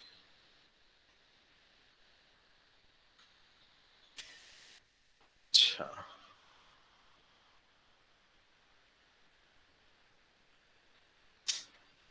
আচ্ছা, এবার দেখি যে দুইটা মেথড আমাদের আছে। একটা হচ্ছে ডিপোজিট মেথড। যে মেথডটা কি করে, আমরা একটা অ্যামাউন্ট যদি ডিপোজিট করি তখন আমাদের ব্যালেন্সটাকে ইনক্রিজ করে, বাড়ায় দেয়। তো ব্যাংক অ্যাকাউন্ট থেকে ধরো তুমি টাকা জমা দিলা, ওই ওই ফাংশনটা আর কি এখানে রিপ্রেজেন্ট করা হচ্ছে ডিপোজিট ফাংশনটা দিয়ে। আর সেম ভাবে ব্যাংক থেকে ধরো টাকা তুললা, ওই কাজটাকে এই উইথড্র ফাংশন দিয়ে রিপ্রেজেন্ট করা হচ্ছে। ঠিক আছে, আচ্ছা, আরো ডিটেলস আমরা দেখবো। তাকে দেখে নেই যে কিভাবে অবজেক্ট ক্রিয়েট করে। তো অবজেক্ট ক্রিয়েট করে আমরা আর কি এই মেম্বারগুলোকে অ্যাক্সেস করার জিনিসগুলো আর কি দেখব। তো এটা আমাদের ব্যাংক অ্যাকাউন্ট ক্লাস। এখন ক্লাস লিখলেই হয়ে গেল না, এই ক্লাসের আমাদের এখন অবজেক্ট ক্রিয়েট করতে হবে। অবজেক্ট ক্রিয়েট করার সিস্টেমটা হচ্ছে, আমরা প্রথমে লিখবো ক্লাস নেম, তারপরে দিব অবজেক্টের নাম। এটা একটা নেম আছে অবজেক্টের নামের, সেটা হচ্ছে রেফারেন্স। হ্যাঁ, রেফারেন্স কেন বলা হয় ওটা পরে দেখবো। তো একটা অবজেক্ট ক্রিয়েট করার জন্য প্রথমে দিতে হবে ক্লাসের নেম, দেন অবজেক্টের নেম অর রেফারেন্স, দেন একটা ইকুয়াল সাইন দিয়ে নিউ, আবার ক্লাস নেম, দেন হচ্ছে একটা প্যারেনথেসিস দিব, ফার্স্ট ব্র্যাকেট, যদি কোনো প্যারামিটার থাকে ওই প্যারামিটার গুলো দিব, লাস্ট হচ্ছে সেমিকোলন দিয়ে ক্লোজ করে দিব। ওকে, তো এই প্রসিডিওরে আমরা একটা অবজেক্ট ক্রিয়েট করতে পারি। কোড আছে নিচে, সমস্যা নেই, কোডে আমরা দেখবো আবার। আর অবজেক্টটা ক্রিয়েট করার পরে ডট অপারেটর ইউজ করে আমরা হচ্ছে ওই অবজেক্টের যে রিলেটেড মেম্বারগুলো আছে সেই মেম্বারগুলোকে অ্যাক্সেস করতে পারি। অবজেক্টের নাম আমার এখানে এটা রেফ ভ্যারিয়েবল বা রেফারেন্স। এই রেফারেন্স ইউজ করে আমরা হচ্ছে সবগুলো মেম্বার এভাবে ডট দিয়ে মেম্বারগুলোকে অ্যাক্সেস করতে পারি। সেম ভাবে ডট দিয়ে ফাংশনকে কল দিতে পারি। আচ্ছা, কোডে চলে যাই। দেখো এখানে যে ব্যাংক অ্যাকাউন্ট ক্লাসটা আছে, আমরা কি করব, এই ক্লাসের অবজেক্ট ক্রিয়েট করব এন্ড মেম্বারগুলোকে অ্যাক্সেস করার ট্রাই করব। এখানে কোডে আস, প্রথমে হচ্ছে কিভাবে অবজেক্টটা ক্রিয়েট করে। ব্যাংক অ্যাকাউন্ট ক্লাসের অবজেক্ট ক্রিয়েট করতে হলে আমাদের এরকম একটা প্রসিজারে অবজেক্ট ক্রিয়েট করতে হবে। ক্লাসের নাম দিব ব্যাংক অ্যাকাউন্ট, দেন দিব হচ্ছে অবজেক্টের নাম আর রেফারেন্স। এখানে আমাদের অবজেক্টের নাম হচ্ছে অ্যাকাউন্ট, দেন দিব হচ্ছে নিউ, আবার ক্লাসের নাম ব্যাংক অ্যাকাউন্ট, দেন এখানে প্যারেনথেসিস দিব, এর মধ্যে কিছু পাস করতে হবে না, এমটি প্যারেনথেসিস, তারপর হচ্ছে সেমিকোলন। সো এই লাইনটা দিয়ে আমরা অ্যাকচুয়ালি একটা ব্যাংক অ্যাকাউন্টের অবজেক্ট ক্রিয়েট করতেছি যার রেফারেন্স হচ্ছে অ্যাকাউন্ট। মানে যে অবজেক্টটা ক্রিয়েট হইলো তাকে আমরা এই অ্যাকাউন্ট নামটা দিয়ে রেফার করতে পারবো বা অ্যাক্সেস করতে পারবো।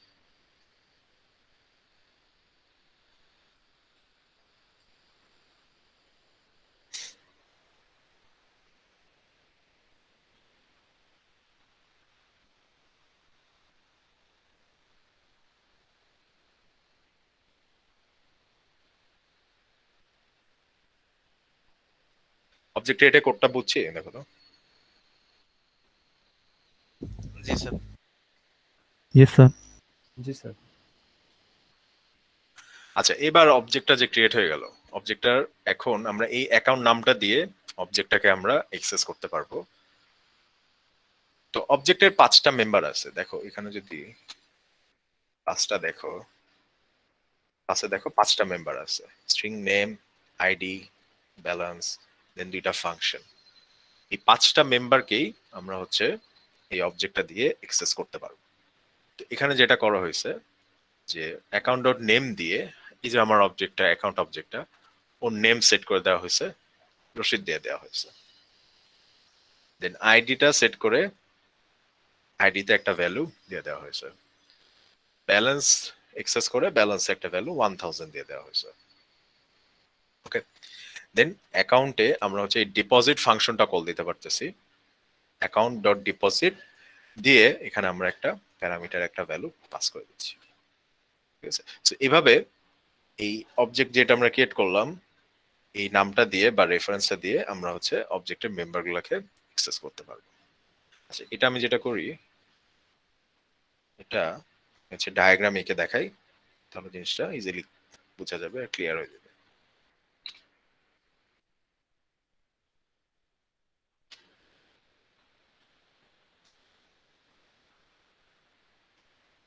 ওকে, সো এটা হচ্ছে আমার ক্লাসের কোড, ব্যাংক অ্যাকাউন্ট ক্লাসের কোড। তা প্রথমে আমি যে কাজটা করব, আমি হচ্ছে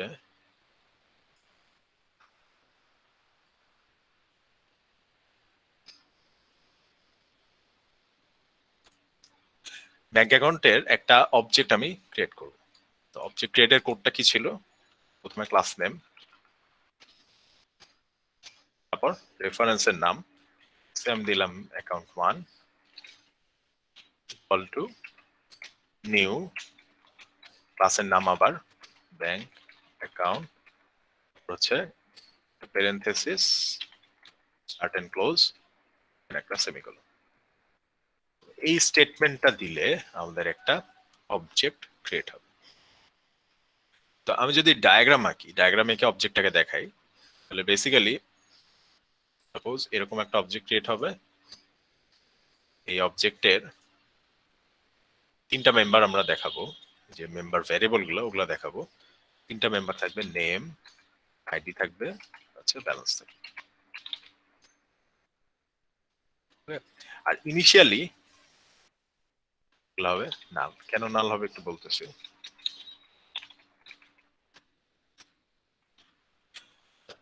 অবজেক্টটা যখন ক্রিয়েট হয় জাভাতে, যেটা করা হয় অবজেক্টের প্রত্যেকটা ইনস্ট্যান্স ভ্যারিয়েবলে ডিফল্ট ভ্যালু দিয়ে দেওয়া হয়। তো নেমের ডিফল্ট ভ্যালু হচ্ছে নাল, যেহেতু এই যে নেমটা আসলে কিন্তু স্ট্রিং, কিন্তু একটা জাভা ক্লাস। হ্যাঁ, তো জাভা ক্লাস হিসাবে যদি আমরা কোনো ইনস্ট্যান্স ভ্যারিয়েবল ইউজ করি, ওই জাভা ক্লাসের ডিফল্ট ভ্যালু হয় হচ্ছে নাল। এখানে স্ট্রিং নেম এর ডিফল্ট ভ্যালু নাল, স্ট্রিং আইডি এর ডিফল্ট ভ্যালু নাল। আর ডাবল যদি ওই ডেটা টাইপ হয়, প্রিমিটিভ ডেটা টাইপ গুলো যেমন ইন্টিজার, ডাবল, লং, এগুলা যদি কোনো ডেটা টাইপ হয় তখন ওগুলার ডিফল্ট ভ্যালু হয়ে যায় 0। ইন্টিজারের জন্য আমরা দেখছিলাম ডিফল্ট ভ্যালু 0, ডাবলের জন্য 0। তো এই যে অবজেক্টটা ক্রিয়েট হইলো, হ্যাঁ, আর এটা একটা রেফারেন্স থাকবে অ্যাকাউন্ট 1। এই যে অ্যাকাউন্ট 1 নামে একটা অবজেক্ট ক্রিয়েট হইলো, এটার নেম নামে একটা কি আছে, ইনস্ট্যান্স ভ্যারিয়েবল আছে যার বাই ডিফল্ট ভ্যালু হচ্ছে নাল। আইডি নামে একটা ভ্যারিয়েবল আছে যার ভ্যালু নাল। আর ব্যালেন্স নামে একটা ডাবল ভ্যারিয়েবল আছে যার ডিফল্ট ভ্যালু হচ্ছে 0.0। তুমি এটা চেক করতে পারো, এখানে আমার অলরেডি কোড করা আছে। এখানে এই কোডটাই দেওয়া, হ্যাঁ, এই যে কোডটা দেখতেছো এই কোডটাই। তো আমি যেটা করব, একটা অবজেক্ট ক্রিয়েট করব, bank account, account 1 equal to new bank account. তারপর আমি প্রিন্ট দিব account 1 dot name, account 1 dot ID, and account 1 dot balance. করলাম, ব্যাংক অ্যাকাউন্টের একটা অবজেক্ট ক্রিয়েট করলাম যার নাম হচ্ছে অ্যাকাউন্ট 1। এরপরে আমি প্রিন্ট দিলাম অ্যাকাউন্ট 1 এর নেম প্রিন্ট দিলাম, অ্যাকাউন্ট 1 এর আইডি প্রিন্ট দিলাম, অ্যাকাউন্ট 1 এর ব্যালেন্স প্রিন্ট দিলাম। ভ্যালুগুলো কি এটা দেখার জন্য। এটা কোডটা যদি রান দাও, দেখো যে বাই ডিফল্ট সে নেমের ভ্যালুটা দিচ্ছে নাল, আইডির ভ্যালুটা দিচ্ছে নাল, আর ব্যালেন্সের ভ্যালু দিচ্ছে 0.0। তাহলে জাভায় যদি আমরা এরকম একটা অবজেক্ট ক্রিয়েট করি, বাই ডিফল্ট স্ট্রিং টাইপ যদি থাকে বা অন্য কোনো ক্লাসের যদি ভ্যারিয়েবল থাকে, ওই ভ্যারিয়েবল গুলোর ভ্যালু হয় হচ্ছে নাল। আর যদি প্রিমিটিভ টাইপ থাকে, ইন্টিজার, ডাবল, এগুলা হয় হচ্ছে 0। আর যদি বুলিয়ান ভ্যালু থাকে ওটা হয় ফলস, ডিফল্ট ভ্যালু। ঠিক আছে, তাহলে এখানে একটা অবজেক্ট ক্রিয়েট হইলো যেটাকে আমরা অ্যাকাউন্ট 1 এই রেফারেন্সটা দিয়ে আমরা এই অবজেক্টটাকে রেফার করতে পারবো। এটুকু বুঝছি এই পর্যন্ত, কারো কোয়েশ্চেন আছে কিনা?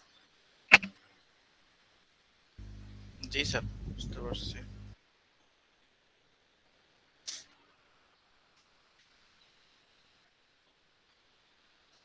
আচ্ছা, তো এখন যেটা করবো, আরেকটা অবজেক্ট আমি ক্রিয়েট করবো ব্যাংক অ্যাকাউন্টে, আরেকটা অবজেক্ট আমি ক্রিয়েট করবো। ওই অবজেক্ট ক্রিয়েটের কোডটা অলমোস্ট সেম, ব্যাংক অ্যাকাউন্ট। এবার অবজেক্টের নাম দিব আমি SEC2 নিউ ব্যাংক অ্যাকাউন্ট। তার মানে অবজেক্ট ক্রিয়েটের জন্য আমার রাইট পার্টটা সেম আছে, এখানে রাইট পার্টে যা দিছি ওটা সেম আছে, new bank account same. Left পার্টে আমি জাস্ট রেফারেন্সটা বা অবজেক্টের নামটা আমি চেঞ্জ করে দিলাম। আচ্ছা, তাহলে কি হবে, এখানেও আরেকটা অবজেক্ট ক্রিয়েট হবে,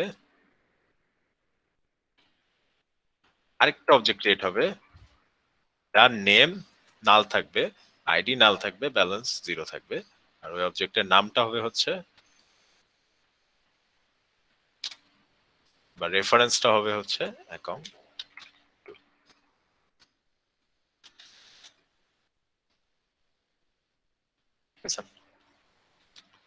তাহলে এভাবে আমরা একটা অবজেক্ট বা মাল্টিপল অবজেক্ট আমরা ক্রিয়েট করতে পারি। আর অবজেক্টের এই যে নাম, এই যে আইডি, এগুলা এই মেম্বার গুলা কেন আসতেছে, কারণ ক্লাসে আমাদের বলে দেওয়া হয়েছে যে ব্যাংক অ্যাকাউন্ট যদি একটা অবজেক্ট ক্রিয়েট করো তার এই ইনস্ট্যান্স ভ্যারিয়েবল গুলা থাকবে। তুমি যদি এখানে চেঞ্জ করে দিতা, তুমি যদি অ্যাকাউন্ট টাইপও দিয়ে দিতা এটার সাথে, তাহলে এখানে অবজেক্টের মধ্যে অ্যাকাউন্ট টাইপ ইনস্ট্যান্স ভ্যারিয়েবলটাও চলে আসছে।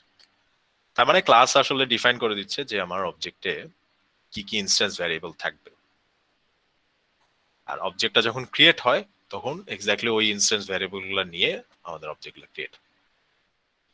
আচ্ছা, এখন আমরা এই ইনস্ট্যান্স ভ্যারিয়েবল গুলাকে এক্সেস করব। তো এক্সেস করার কোডটা হচ্ছে এরকম, এই অবজেক্টটাকে আমি যদি এক্সেস করতে চাই, ওটার জন্য আমার এই অ্যাকাউন্ট 1 এই নামটা ইউজ করতে হবে। এই অ্যাকাউন্ট 1 আর অ্যাকাউন্ট 1 অবজেক্টের নেম যদি আমি অ্যাক্সেস করতে চাই আমি দিব ডট নেম ইকুয়াল টু ধরো একটা ভ্যালু আমি দিয়ে দিই semicolon then account 1 dot ID equal to ধরো একটা ভ্যালু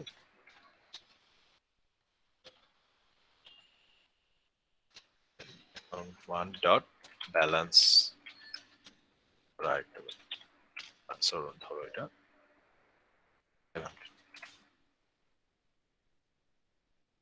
আচ্ছা এই তিনটা স্টেটমেন্ট কি করবে এখানে আমরা কি করতেছি অ্যাকাউন্ট 1 ডট নেম যখন আমরা দিচ্ছি হ্যাঁ তখন আমাদের অ্যাকাউন্ট 1 যে অবজেক্টটা আছে ওই অবজেক্টের নেম চেঞ্জ হয়ে নাল থেকে হয়ে যাবে আরিফ আইডি চেঞ্জ হয়ে যাবে 1001 ব্যালেন্স হয়ে যাবে 500 তাহলে এই কেসে এই ভ্যালুগুলো আমাদের চেঞ্জ হয়ে যাবে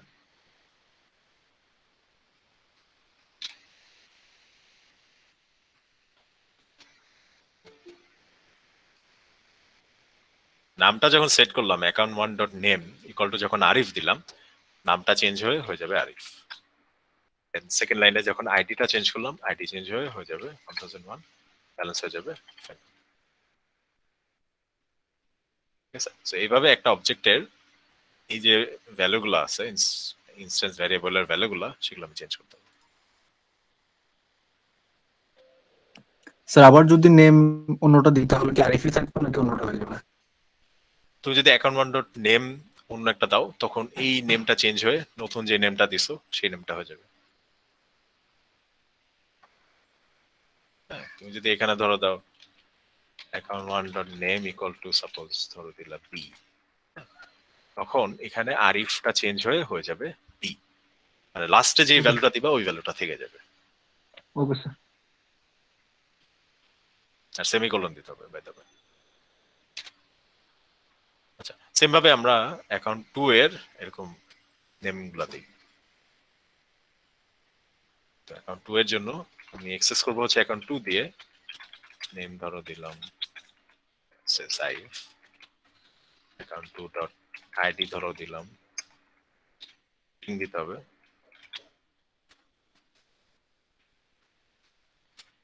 আর অ্যাকাউন্ট 2 ডট ব্যালেন্স দিলাম 400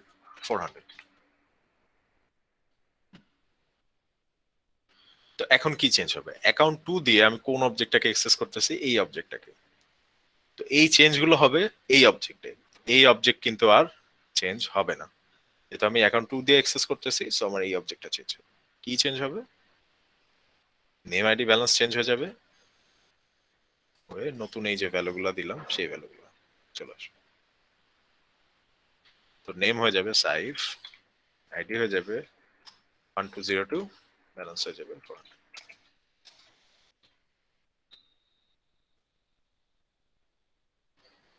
ঠিক আছে তাহলে একটা জিনিস বুঝলাম যে ডিফারেন্ট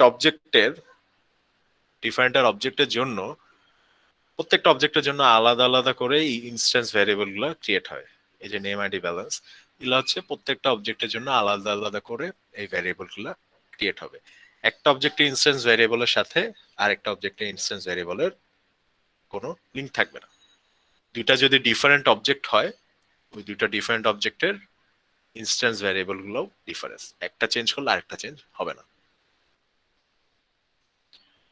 আর আমরা কিভাবে অ্যাক্সেস করতে পারি অবজেক্টের নাম দিয়ে ডট দিয়ে আমরা হচ্ছে এই ভ্যালুগুলোকে অ্যাক্সেস করতে পারি চেঞ্জ করতে পারি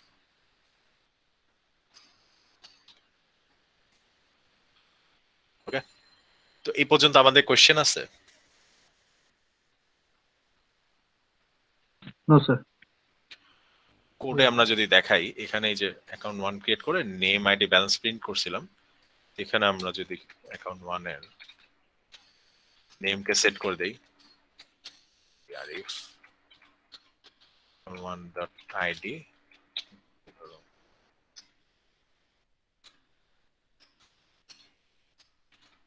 আর অ্যাকাউন্ট 1 ডট ব্যালেন্স এটা ধরো 500 ঠিক আছে তাহলে এই অবজেক্টে আমরা এই নতুন ভ্যালুগুলা ইনস্ট্যান্স ভ্যারিয়েবলে এই নতুন ভ্যালুগুলো সেট করে দিলাম রান করো দেখবা যে এখন নেম যখন প্রিন্ট করবে এই যে নেমে যে ভ্যালুটা আরিফ আইডি যখন প্রিন্ট করবে আইডি যে ভ্যালুটা আমরা দিলাম 1000 আর ব্যালেন্স যখন প্রিন্ট করবে যে ব্যালেন্সে যে ভ্যালুটা আমরা দিয়েছি 500। ঠিক আছে, তার মানে অ্যাকাউন্ট 1 অবজেক্টে এই নতুন ভ্যালুগুলো সেট হয়ে গেল। স্যার ক্লাস টেস্টের জন্য কি টাইপ কোশ্চেন আসতে পারে? লাস্ট ইয়ারের মিড ফাইনাল কোশ্চেন দিয়ে দিব, ওটা দেখে নিও। আর ইউজুয়ালি যেটা আসে ক্লাস টেস্টে এমসিকিউ আসে। এমসিকিউ তো এখন যে কোনো কোশ্চেন থাকতে পারে। তোমার ধরো এখানে স্যার থিওরিও থাকবে স্যার? না, থিওরি থাকবে। তোমাকে ধরো বলা হলো যে এখানে ধরো নেম এরকম সেট করে দেওয়া হলো, তারপর একটা প্রিন্ট দেওয়া হলো, তোমাকে বলা হলো যে কি প্রিন্ট হবে, তখন বুঝতে হবে যে কি প্রিন্ট হবে, নাল প্রিন্ট হবে না আরিফ প্রিন্ট হবে। তো প্রিন্ট স্টেটমেন্টটা কোথায় দেওয়া হয়েছে ডিপেন্ড করে। এখানে যদি প্রিন্টটা দেওয়া হয় এই জায়গায় নামটা সেট করার আগে যদি প্রিন্টটা দেওয়া হয় তখন কিন্তু নাল প্রিন্ট হবে। এখানে যদি দেওয়া হয় তখন আরিফ প্রিন্ট হবে। স্যার কোড রিলেটেড বেশি কোশ্চেন আসবে? হ্যাঁ, কোড রিলেটেড কোশ্চেনই আসবে আর কি। এক দুইটা কুইজ দাও, দেখবা যে বুঝে যাবে। সিলেবাস কতটুকু? সিলেবাস হচ্ছে আজকে আমরা যতটুকু পড়বো, কুইজটা ক্লাসের পরে, আজকে পড়ানোর পরে তারপর কুইজ নিয়ে ডিসকাস করব। আচ্ছা, তো আমরা এখানে ইনস্ট্যান্স ভ্যারিয়েবল গুলাকে অ্যাক্সেস করলাম, এখন হচ্ছে ফাংশন অ্যাক্সেস করি। তো এখানে দুইটা কাজ আমি করি। তুমি দিব account 1 dot deposit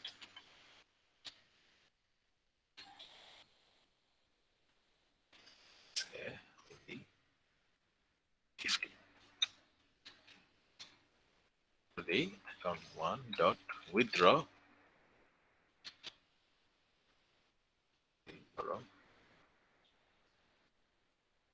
$500।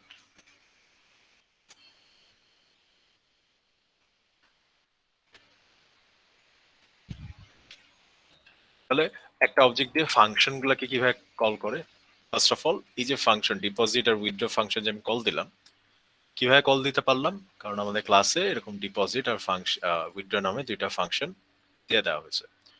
So object গুলো দিয়ে আমরা এই দুইটা ফাংশন কল দিতে পারবো।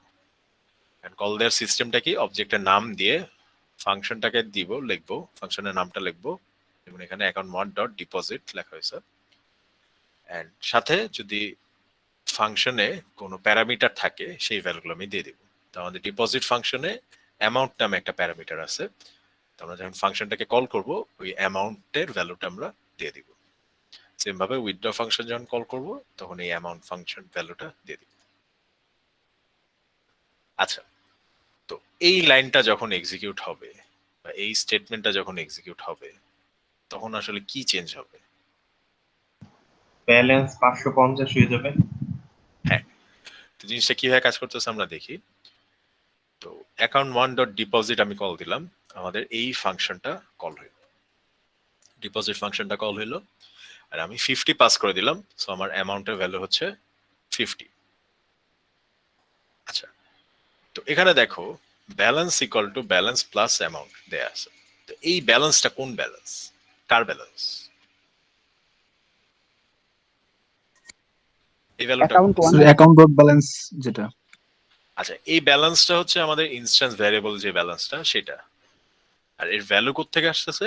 ভ্যালুটা হচ্ছে আমরা যেই অবজেক্ট দিয়ে ফাংশনটাকে কল দিছি, হ্যাঁ, সেই অবজেক্টের ব্যালেন্সের যে ভ্যালু, ওর ভ্যালুটা হচ্ছে সেই ভ্যালুটা সে ধরে নিবে।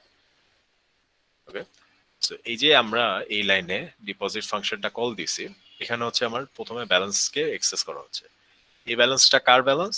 এই ব্যালেন্সটা হচ্ছে অ্যাকাউন্ট 1 এর যে ব্যালেন্সটা সেটা, কারণ আমরা অ্যাকাউন্ট 1 দিয়ে আমাদের ফাংশনটাকে কল দিছি। তো এখানে যদি আমি ব্যালেন্সকে অ্যাক্সেস করি, সে হচ্ছে অ্যাকাউন্ট 1 অবজেক্টের ব্যালেন্সকে অ্যাক্সেস করবে। দ্যাট ইজ ব্যালেন্সের ভ্যালু এখানে 500। তো ব্যালেন্সের নতুন ভ্যালুটা কি হবে? ব্যালেন্সের কারেন্ট ভ্যালু হচ্ছে 500, কারেন্টলি ব্যালেন্সের ভ্যালু 500। কারেন্ট অ্যামাউন্টের ভ্যালু কত? এটার ভ্যালু কত? 50 স্যার। এটা ভ্যালু 50, কারণ আমরা ফাংশন যখন কল দিছিলাম অ্যামাউন্টের ভ্যালু পাস করে দিছি 50। ওকে, সো 50 আর 500 অ্যাড করলে হয় 550। 550। সেই 550 ভ্যালুটা আমরা কোথায় সেট করে দিচ্ছি? ব্যালেন্সে, রাইট? তো এগেইন এটা কার ব্যালেন্স? এটা হচ্ছে আমাদের অ্যাকাউন্ট 1 অবজেক্টের ব্যালেন্স। অ্যাকাউন্ট 1 অবজেক্টের ব্যালেন্স এটা তখন চেঞ্জ হয়ে 500 থেকে হয়ে যাবে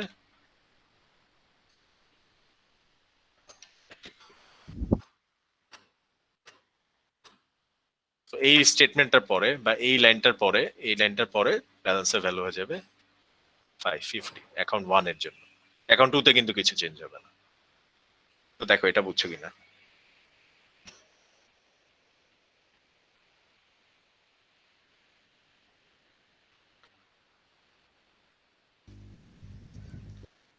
কোশ্চেন্স? না স্যার। No sir. আচ্ছা, তাহলে আমরা সেকেন্ড ফাংশনে চলে আসি বা সেকেন্ড স্টেটমেন্টে, এই যে এটাই চলে আসি। উইথড্র ফাংশনকে আমরা কল দিলাম ইউজিং অ্যাকাউন্ট 1। তো কিভাবে কল দেবো? অ্যাকাউন্ট 1 ডট উইথড্র দিয়ে আমরা অ্যামাউন্টে একটা ভ্যালু পাস করে দিলাম। তো অ্যামাউন্টে আমরা 500 পাস করে দিলাম। আচ্ছা, তো এই কেসে একটা কন্ডিশন আছে, if amount less than balance. তো এখানে বলে অ্যামাউন্টের ভ্যালু কত? 500। 500 কেন? কারণ অ্যামাউন্টটা হচ্ছে আমাদের ফাংশনে প্যারামিটার থেকে আসে, আর এখানে আমরা প্যারামিটারে পাস করে দিছি 500। সো আমার অ্যামাউন্ট হচ্ছে 500 আর ব্যালেন্স কত? 550। হ্যাঁ, ব্যালেন্সের ভ্যালুটা কোথা থেকে আসছে? ব্যালেন্স ভ্যালু হচ্ছে ইনস্ট্যান্স ভ্যারিয়েবল, এই ভ্যালুটা আসবে আমাদের অবজেক্ট থেকে। তো অবজেক্টে দেখো ব্যালেন্সের ভ্যালু কত? 550, ঠিক আছে? তো এই ইফটা কি চেক করতেছে? এরকম একটা চেক দিচ্ছে যে অ্যামাউন্ট হচ্ছে 500, হ্যাঁ, আর ব্যালেন্স হচ্ছে 550, এরকম একটা চেক দিচ্ছে। তো এটা কি ট্রু না ফলস? True sir. ট্রু। তার মানে আমাদের ইফ কন্ডিশনটা ট্রু হইলো, and তখন সে এই স্টেটমেন্টটা এক্সিকিউট করবে। তো এই স্টেটমেন্টে কি বলা হচ্ছে? ব্যালেন্স থেকে অ্যামাউন্ট মাইনাস করে সেট করে দাও। তো আমি যদি ব্যালেন্স থেকে 550 থেকে অ্যামাউন্টটা মাইনাস করি, 500 মাইনাস করি, ব্যালেন্স কত হবে? 50 50। তার মানে আনসার হবে 50। সো এই উইথড্র স্টেটমেন্টের পরে আমাদের অ্যাকাউন্ট 1 এর ব্যালেন্স হয়ে যাবে 50। দেখো বুঝছো নাকি? ডিপোজিটের পরে হয়ে গেছিল 550, উইথড্রয়ের পরে হয়ে যাবে 50।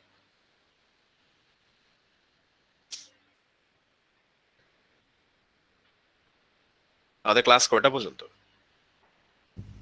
টাইম শেষ করেছে। 40 পর্যন্ত, তাই না? আর 1 মিনিট আছে। না, 40 পর্যন্ত। 40 11 মিনিট পর্যন্ত। আরো 11 বুঝলাম না মিনিট। তোমাদের বেশি টাইম লাগলো কেন? ওই সেকশনে তো কম টাইম লাগছে। আচ্ছা, তো অ্যাকাউন্ট 2 এর জন্য আমরা এই কাজগুলো একটু তাড়াতাড়ি করি। অ্যাকাউন্ট 2 ডট উইথড্র ডিপোজিট আমি দিব। ডিপোজিট দেওয়ার দরকার, উইথড্র দিয়ে দিই। এখানে দিলাম 450। এই স্টেটমেন্টের পরে বলো তো, এটার পরে ব্যালেন্সের ভ্যালু কি হবে? স্যার ব্যালেন্স স্যার 400 কন্ডিশন থাকে। ফলস।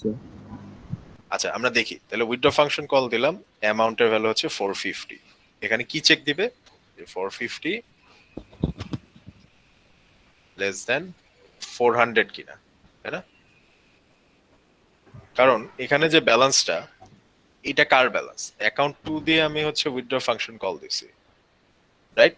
সো ব্যালেন্সটা কোন অবজেক্টের ব্যালেন্স চেক করবে? সে অবজেক্ট 2 এর, অ্যাকাউন্ট 2 এর ব্যালেন্স চেক করবে, যার ভ্যালু হচ্ছে 400। সো অ্যাকাউন্ট 1 এ কেসেও চেক করছিল, অ্যাকাউন্ট 1 এর প্রিভিয়াস ব্যালেন্স 550, আর অ্যাকাউন্ট 2 এ বা এইটার জন্য সে চেক করবে অ্যাকাউন্ট 2 এর ব্যালেন্স বা 400। তো এই কন্ডিশন কি ট্রু? ফলস। এটা ট্রু না, এটা ফলস। তখন তাহলে আর এই যে এই স্টেটমেন্ট আর এক্সিকিউট হবে না। এই স্টেটমেন্ট এক্সিকিউট না হইলে ব্যালেন্সের ভ্যালু যেটা ছিল সেটাই থেকে যাবে, চেঞ্জ হবে না, তাই না? আমি তো ব্যালেন্স থেকে মাইনাস করতে পারতেছি না, যেহেতু আমার কন্ডিশন ফলস। তো এই স্টেটমেন্টটা রান হবে না, আমার ব্যালেন্সের ভ্যালু যা ছিল সেটাই থেকে যাবে। বুঝছি? আচ্ছা, তো এই ডায়াগ্রাম গুলো যদি বুঝো, এই যে এই ডায়াগ্রাম গুলো যদি বুঝো, এখানে হচ্ছে কিছু কোড দেয়া আছে, এখানে দেখো কিছু কোড দেয়া আছে। এই যে ব্যাংক অ্যাকাউন্টের অবজেক্ট ক্রিয়েট করে, অবজেক্টের ভ্যালু সেট করে ডিপোজিট মেথডটা কল দিল। তো ডিপোজিট কল দেওয়ার আগে আর পরে সে হচ্ছে ব্যালেন্সটাকে প্রিন্ট করে নিচ্ছে। তো এখানে একটাই অবজেক্ট, ওই অবজেক্টের ব্যালেন্স ইনিশিয়ালি ছিল 1000। তো এখন যদি তুমি ব্যালেন্স প্রিন্ট দাও তখন প্রিন্ট হবে 1000। আর ডিপোজিট করার পরে 2000 টাকা ডিপোজিট করছে, করে যদি তুমি ব্যালেন্স প্রিন্ট দাও তখন ডিপোজিট হয়ে যাবে 3000, ব্যালেন্স হয়ে যাবে 3000 ডিপোজিট ব্যালেন্স। আচ্ছা, এখানে এই আগের কোডটাই এক্সপ্লেন করা হয়েছে। তো এখানে আর কি এই যে রেফারেন্স দিয়ে তোমার অবজেক্টকে যে রেফার করা হয় সেই জিনিসটা বলা হয়েছে। তো আমাদের ডায়াগ্রামে এই যে বক্সটা, এই বক্সটা হচ্ছে আমাদের অবজেক্ট, আর এই অবজেক্টকে রেফার করা হচ্ছে এই যে নামটা দিয়ে। সো এটাকে বলা হয় রেফারেন্স। ঠিক আছে, যেই নামটা দিয়ে একটা অবজেক্টকে রেফার করা হয় এই নামটাকে বলা হয় রেফারেন্স। সো এই নামটা অ্যাকচুয়ালি রেফারেন্স। সেম ভাবে এই বক্সটা আমাদের অবজেক্ট, আর এই নামটা হচ্ছে রেফারেন্স। এই নামটা দিয়ে আমরা অবজেক্টটাকে রেফার করতেছি।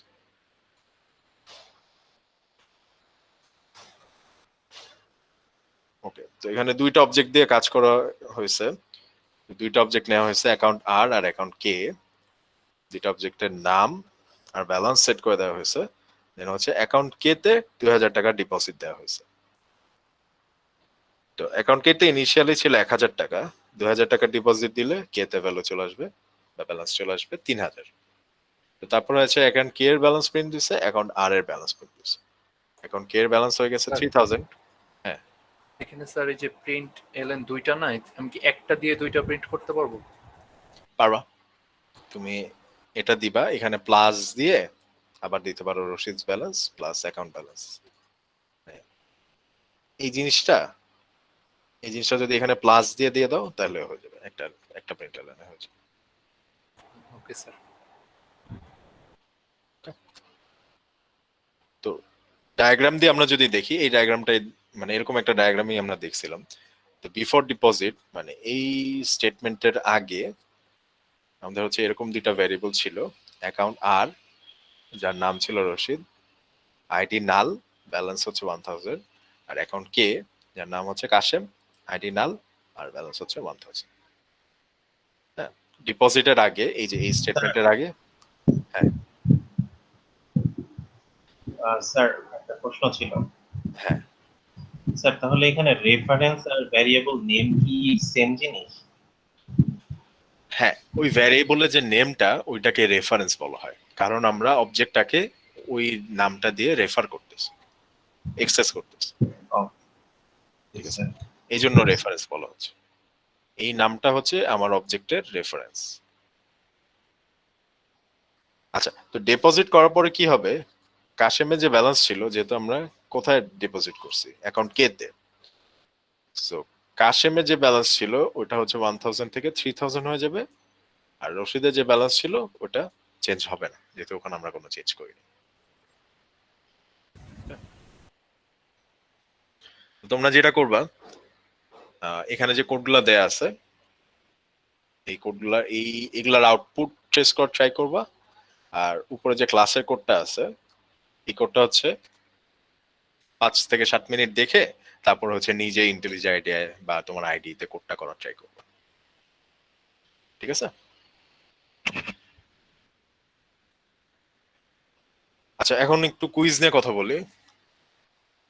তো ফার্স্ট ক্লাসে বলছিলাম যে আমরা কুইজ থার্সডে যদি নেই তাহলে আমাদের জন্য ভালো হয়, কারণ কুইজে তাহলে বেশি টাইম দেয়া যায়, আর কুইজ স্টার্ট হওয়ার আগে তোমরা একটা টাইমও পাবা পড়াশোনা করার। থার্সডে যেহেতু ক্লাস থাকে না, সেদিন পড়াশোনা করতে পারবে। তো আমি যেটা কুইজটা সকালে দিলে ভালো হবে। সকালে হচ্ছে একটু প্রবলেম। স্যার এই থার্সডে কি এক্সাম হবে? এই থার্সডে না, আমাদের 12 তারিখ। স্যার বিকেলে দেওয়া যায় না কুইজটা? কুইজটা হচ্ছে 3:30 এরকম টাইমে হবে। স্যার জি স্যার, এটাই দিলে ভালো হয় স্যার। আচ্ছা, আরেকটা জিনিস হচ্ছে 3:30 এরকম একটা টাইম। আরেকটা জিনিস হচ্ছে আমাদের কুইজ 2 যেটা, হ্যাঁ ওটা কিন্তু আমরা ক্লাস টাইমে নিব। হ্যাঁ, কারণ থার্সডেতে অনেকের একটু প্রবলেম থাকতে পারে, আমি মানে ইয়া করলাম যে সবগুলা কুইজ তাহলে থার্সডে নেওয়া হবে না। হ্যাঁ, সেকেন্ড কুইজটা আমরা হচ্ছে ক্লাস টাইমে নিব। ঠিক আছে, স্যার আলাদা মিট লিঙ্ক লাগবে না? আলাদা মানে স্যার আমাদের ক্লাসের যে লিঙ্কটা আছে ওটা দিয়ে কি ঢোকা যাবে থার্সডেতে? কুইজ হবে এলএমএস এ। হ্যাঁ, তো তোমাদের মিটের লিঙ্কটা অ্যাকচুয়ালি লাগবে না। আর কুইজ টাইমে প্রবলেম হইলে তাহলে আমি ওই টাইমে একটা মিটের স্যার অ্যাক্সেস স্যার কুইজ কি স্যার খাতায় লিখে মানে পিডিএফ করে দিতে হবে নাকি? না না, কুইজ হচ্ছে পুরাটা ইএলএমএস এ করবা। তো এটার জন্য আমি একটা ডেমো কুইজ বা প্র্যাকটিস কুইজ দিয়ে দিব এই থার্সডে 3:30টার সময় একটা ডেমো প্র্যাকটিস কুইজ দিয়ে দিব। ওটা আর একটা কি মিট আইডি খুলে ইনভাইট এটার মার্কস কাউন্ট হবে না? না, কাউন্ট হবে না। হ্যাঁ, কি বলতেছো কি? একটা মিট আইডি খুলে কুইজের জন্য ইনভাইট দিয়ে দিলে সবাইকে কি আইডি খুলে বুঝি নেই। মিট মিট মিট না, কুইজ হবে ইএলএমএস এ। তো ইএলএমএস ওই যে বললেন না স্যার, আর এটা একটা মিট আইডি খুলবেন। ও আচ্ছা, ওইটা আমি যেটা করব যে আমাদের ক্লাসের যে লিংকটা আছে ওই টাইমে একটা ক্লাসের মতো দিয়ে দিব। ঠিক আছে, জি স্যার, তাহলে কোশ্চেনের প্রবলেম হলে আপনাকে কোশ্চেন মানে তুমি তোমার ক্লাসের যে লিংকটা থাকে না, যে লিংকে ক্লাসে আসো, ইএলএমএস এর যে লিংকটা দেও ওটা দিয়েই তুমি আসতে পারবে। স্যার গতবার ইএলএমএস এ কোশ্চেন মানে অ্যানসার দিতে গিয়ে কিছু প্রবলেম ছিল, যেমন মানে আমরা প্রথম থেকে এমসিকিউ দাগায় যাইতাম, লাস্টে গিয়ে দেখতাম যে অ্যানসার নাই বা শুরুর দিকে অ্যানসার গুলো ছিল না। এরকম প্রবলেম দিল মেসকে বলার পর মেস একটু টাইম বাড়ায় দেওয়া বা প্রবলেম। বা স্যার শোনো, কুইজে ইএলএমএস এ কিন্তু টাইম বাড়ানো যায় না। ইএলএমএস এ কিন্তু টাইম বাড়ানো যায় না, আমি আগে দেখছি যে এক্সাম স্টার্ট হয়ে যাওয়ার পর টাইম বাড়াইলে ওটা কিন্তু আসে না। ঠিক আছে, তো কোশ্চেনে যেটা করা হয় একটা অ্যানসার করলে অটোমেটিক ওই অ্যানসারটা সেভ হয়ে থাকার কথা।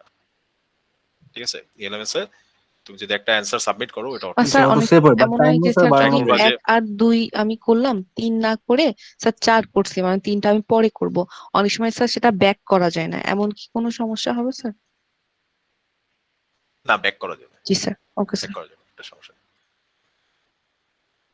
আচ্ছা, অ্যাটেন্ডেন্স নেওয়ার আসলে টাইম নেই, তোমরা অ্যাটেন্ডেন্স গুলা চ্যাটেন আইডি গুলো লিখে দাও।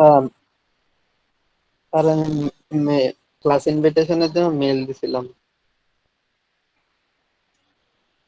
মেইল দিছিলা? তুমি কি তোমার কোর্স দিছিলা? কোর্স না দিলে তো আমি বুঝবো না যে তুমি কোন কোর্স। জি স্যার, কোর্সও দিছিলাম। আচ্ছা, তাহলে ইনভাইট পাঠাই দিব। সবাই একটু আইডিটা লিখে দাও চ্যাট বক্সে।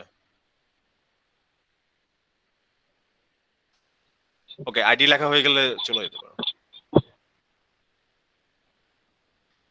আসসালামু আলাইকুম স্যার। আসসালামু আলাইকুম স্যার। আসসালাম। থার্সডে আমি ওই যে প্র্যাকটিস কুইজটা দিয়ে দিব, ইএলএমএস এর নোটিস দিয়ে দিব। স্যার স্যার স্যার স্যার হ্যাঁ বলো। স্যার স্যার আমি 001 স্যার 7 রোল স্যার, ওই যে আমি